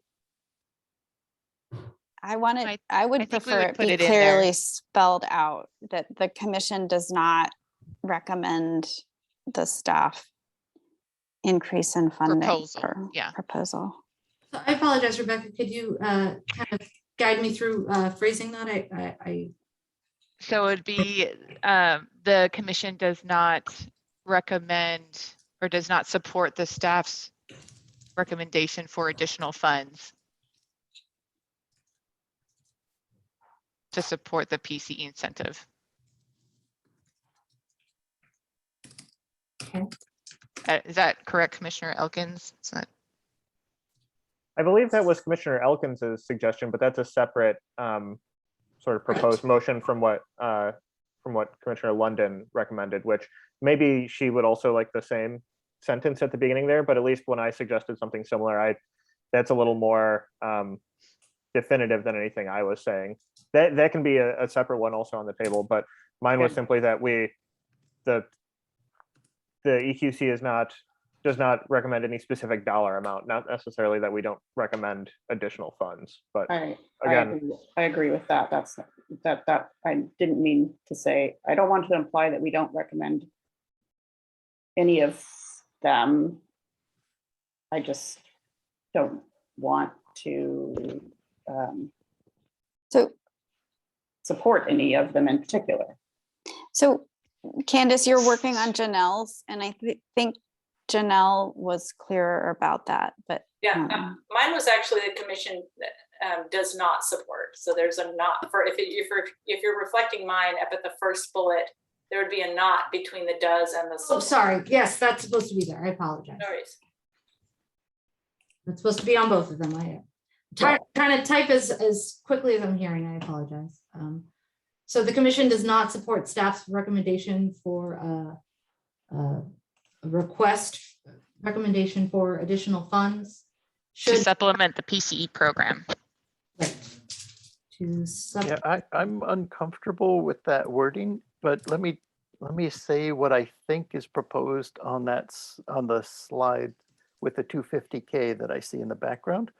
Mhm. That I think what was proposed there were 3 different levels of how far you could go if you filled each project's space between the PCE incentive and the estimated or total cost with city money.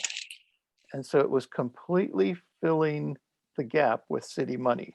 And that is the thing I don't support, is completely filling the gap with city money, just as a mechanism of moving forward. And then I think arrayed across the slide, I understood it to be how many more projects could you achieve if you had more and more money to fill the gaps completely with city money.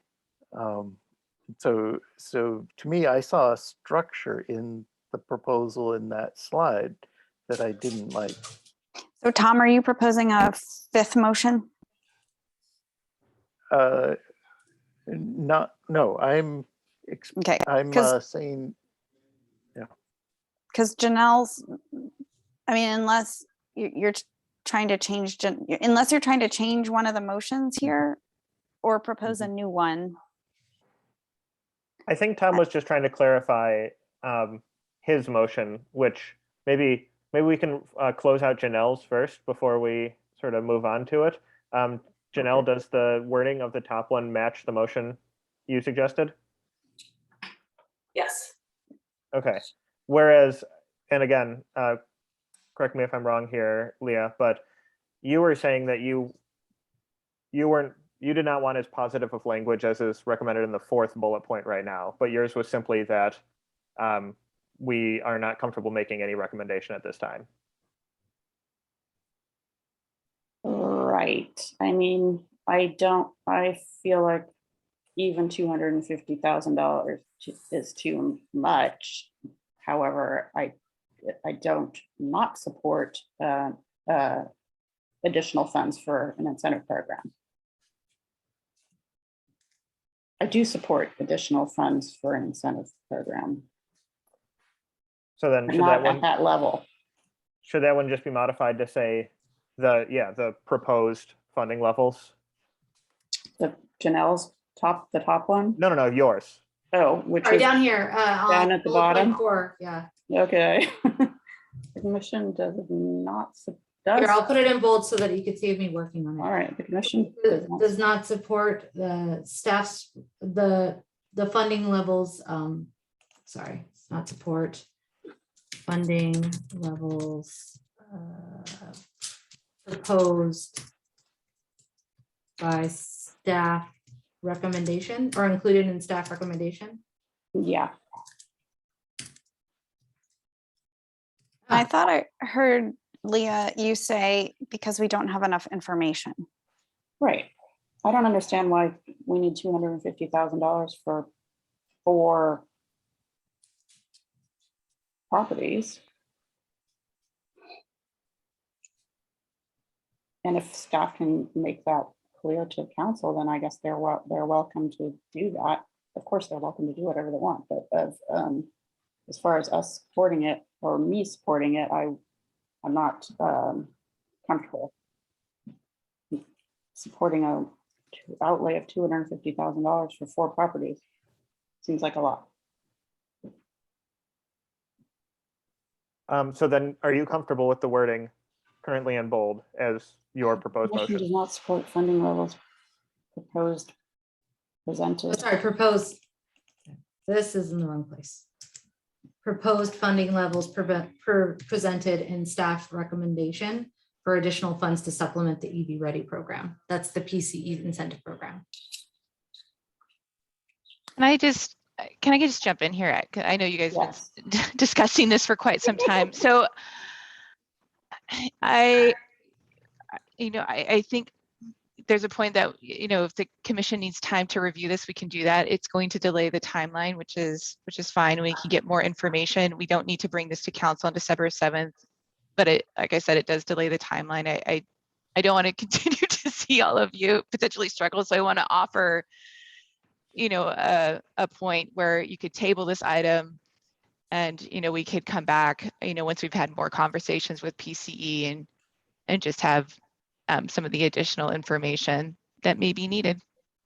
Or you can go ahead and present it.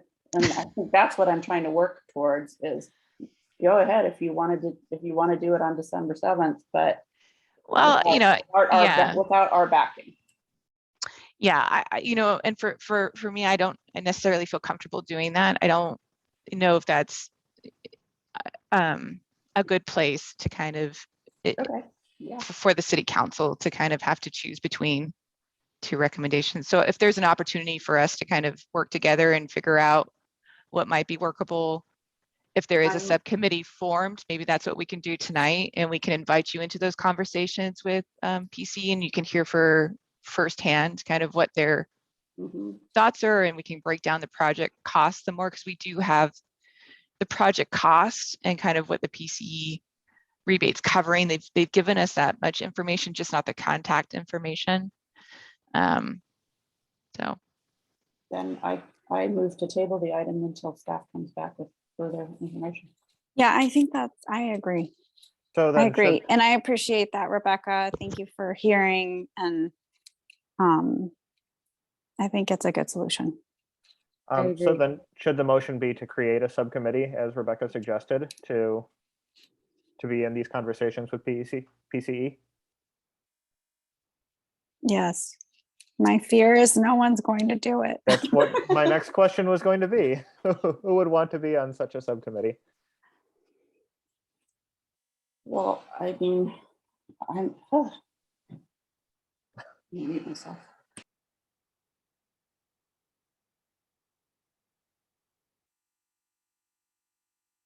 I can't do it, but I wasn't going to suggest a subcommittee, but I do support the recommendation to table it and have staff come back with more information, and perhaps that is feasible above a subcommittee, but that could just be me. And I would be willing to be on a subcommittee to look at this. Tom, you said you would be willing? Yes. Is anyone else willing to be on the subcommittee with Tom?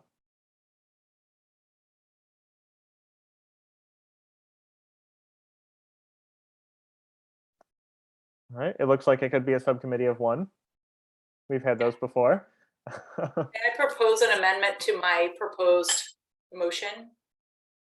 Just so we don't go, like, we've spent, a couple of hours on this, and anyway, I don't know, Candace, if you can pull back up the document.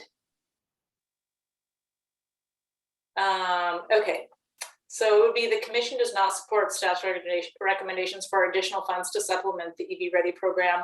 I would add the words "at this time" or something like that, or until we have a chance to learn more, because I kind of want them to be able to proceed. I don't want this to be the reason that city council, I mean, if we're halting this project, I'm not sure I'm comfortable with that either.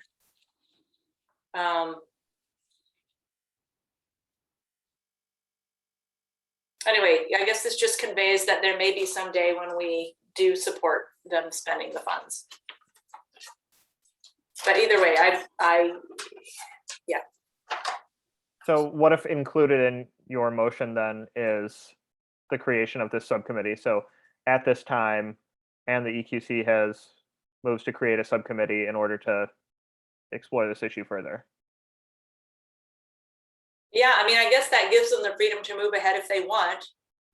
Although it really puts them in the bind that Rebecca's talking about, the uncomfortable thing where maybe the recommendation of staff is to move forward now.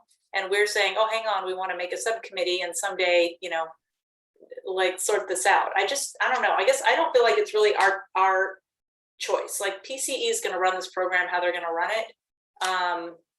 You know, we could try to put an overlay on where we do some surveys and get some additional data, but it really isn't, it's not the city's program. So then maybe the only thing we're all comfortable with tonight is forming this subcommittee. And I think that that's fine. I'm not even that wild about that one. To me, it just seems like something where I could see it. I mean, I know Tom was very responsible, but I could also see it kind of falling into a black hole where just, we don't end up, you know, the city doesn't end up doing anything because we kind of missed the deadline, or, you know, PCE is probably doing this. They're not going to wait forever for us. And I'm not a very good subcommittee of one.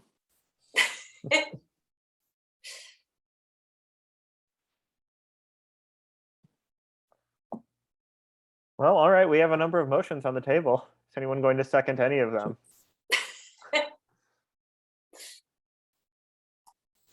I'd like to propose, there's nothing good about any option for me. So this is very suboptimal. I'd like to propose that that staff come back with just having talked to PCE and maybe looking at some of the costs and like just give us a better idea of what the barriers are and what we can learn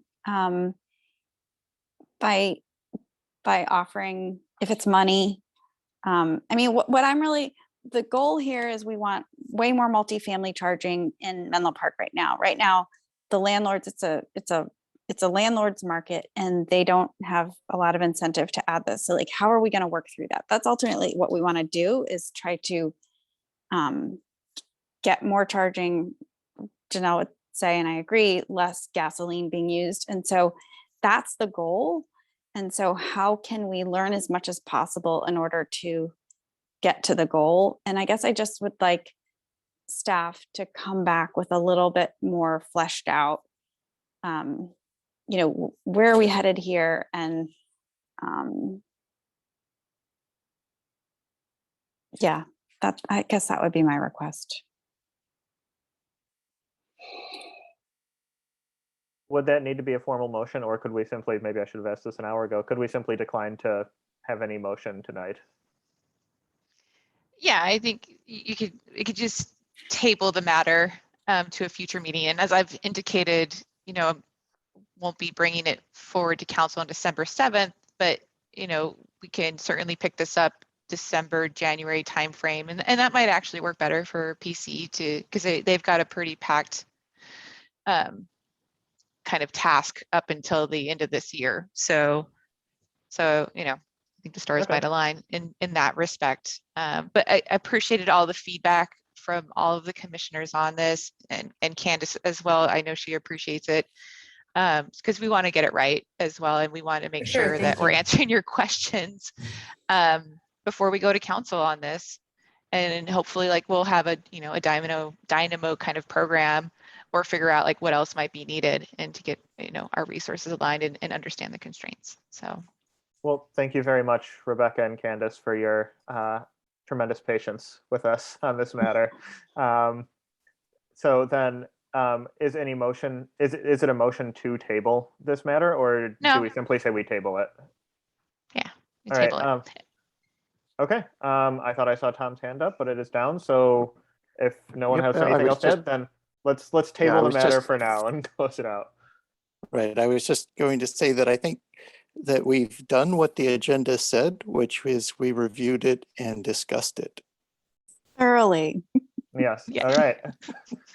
Okay. Well done. And then item D3 is closed, and that concludes our general business for the evening. So then we can move on to section E, which are reports and announcements. I guess I'll lead off. I think you probably all saw my email, but this is unfortunately my last meeting with the EQC. So I just wanted to say again, just thank you to everybody for, I mean, like I said, I've I've learned a lot from all of you. I've really enjoyed meeting and working with all of you, present company and past company commissioners and staff on the EQC. So yeah, thank you for everything, and keep in touch. You have my email address. I won't be far away. I'll be just the next town over. So I'm excited to keep up on what everyone's doing, and yeah, to hear from you all in the future. I'm gonna miss Thanks you, for James. all your help. Yeah, Yeah. it's been good to be on a team with you. Yeah, thank you so much. You've been a great team member. Yeah, thank you for your service, Chair Payne. Thank you all. Thank you, James. Thank And you. I wish I could have seen us through the end of COVID, so we could have had at least a last meeting in person again. I was looking back through the old minutes and I realized that I've now had almost as many of these virtual meetings as we had in person beforehand. So this has been a little while since we've all been together in person, but And I've never been in a room with you guys. you Well, know. some of you. James, good luck. And Yeah. you should start an EQC in Redwood City because they don't have one yet. I was going to say, I did some Googling and I saw that nothing for that. So. No. Council member Giselle Hale is a good person to connect with about that, maybe. Okay. Well, right before the start of COVID, I recall we were going to have a cross-city sort of EQC like happy hour to all get together. So maybe that's something that could happen and catalyze that formation in the hopefully near future. There you go. Yeah. But all right, that concludes my report and announcement. Are there any others? Yes, I can report on what happened last night at the city council meeting.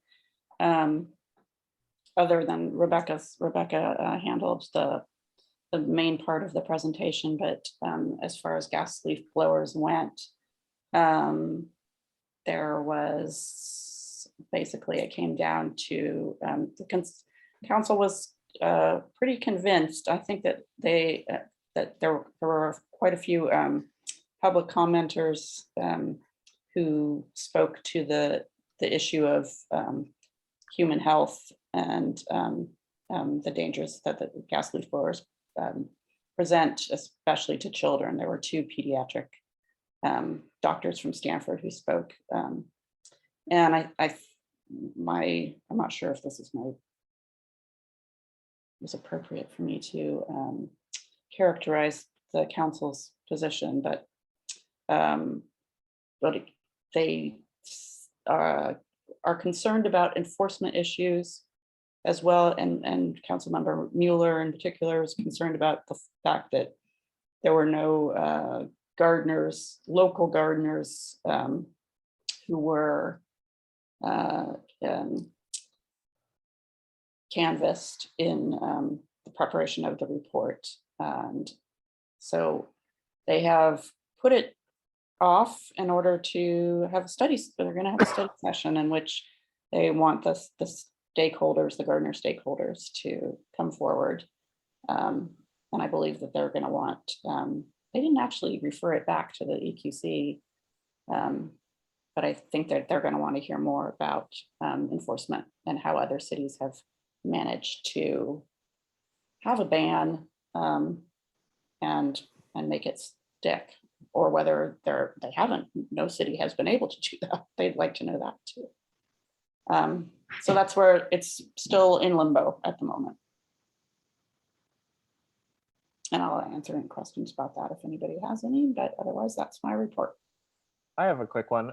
So the study session where they're hoping to canvass gardeners, I'm hoping there's a focus there on specifically the workers and not just those who own the lawn care companies. I imagine there'd be a very different set of opinions. Yeah, I mean, that was the implication in the discussion. It wasn't about landscaping companies, but in fact, the person who's on the ground.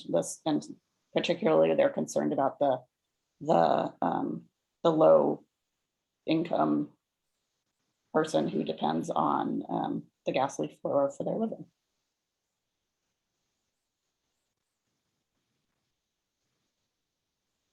All right, any other reports or announcements? I have a couple. Half Moon Bay at their city council meeting yesterday considered a very bold electrification ordinance. So they hadn't passed a REACH code yet. It's all electric REACH code, phasing out natural gas in the city by 2045. So an end of flow announcement basically. And then a burnout ordinance, and then a pretty bold electrification upon a remodel.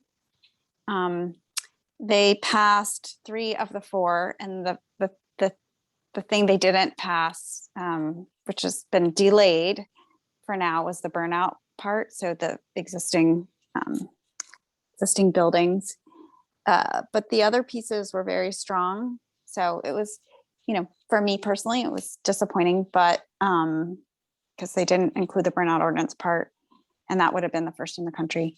But the ending the gas in 2045 is that maybe the first in the country. So they did, their council did do some bold things. They had a 3-2 split majority in the council in the study session before this meeting. This was the reading of a first ordinance, actually, or first reading of the ordinance. Sorry, it's late. And then their third vote became uncomfortable with the burnout ordinance part of it. There was a lot of public comment. Most of the public comment were people outside of Half Moon Bay, and the opposition was very well organized, and it was mostly people who lived in Half Moon Bay. So anyway, it was interesting to listen to hear the deliberations and hear the public engagement on it, the meeting. And then Tom and I are giving a class both for the city on electrifying on your existing panel, and then also we're doing a class for PG&E on the same topic on December 1st from 9 to noon. Right. And the city class is on November 30th. I forget what time, but through the library. All right, thank you. That's very exciting to hear about the end of flow ordinance passing. Yeah, I remember, I assume Arcata had not moved forward with theirs, but I remember us talking a lot about just sort of the buzzing that might happen. So it's exciting to see someone happen it, but also very interesting to hear, like you said, the opposition being very locally organized. Probably lessons in that moving forward. So. Yeah, there was a lot of misunderstanding about costs, or a lot of misinformation, actually.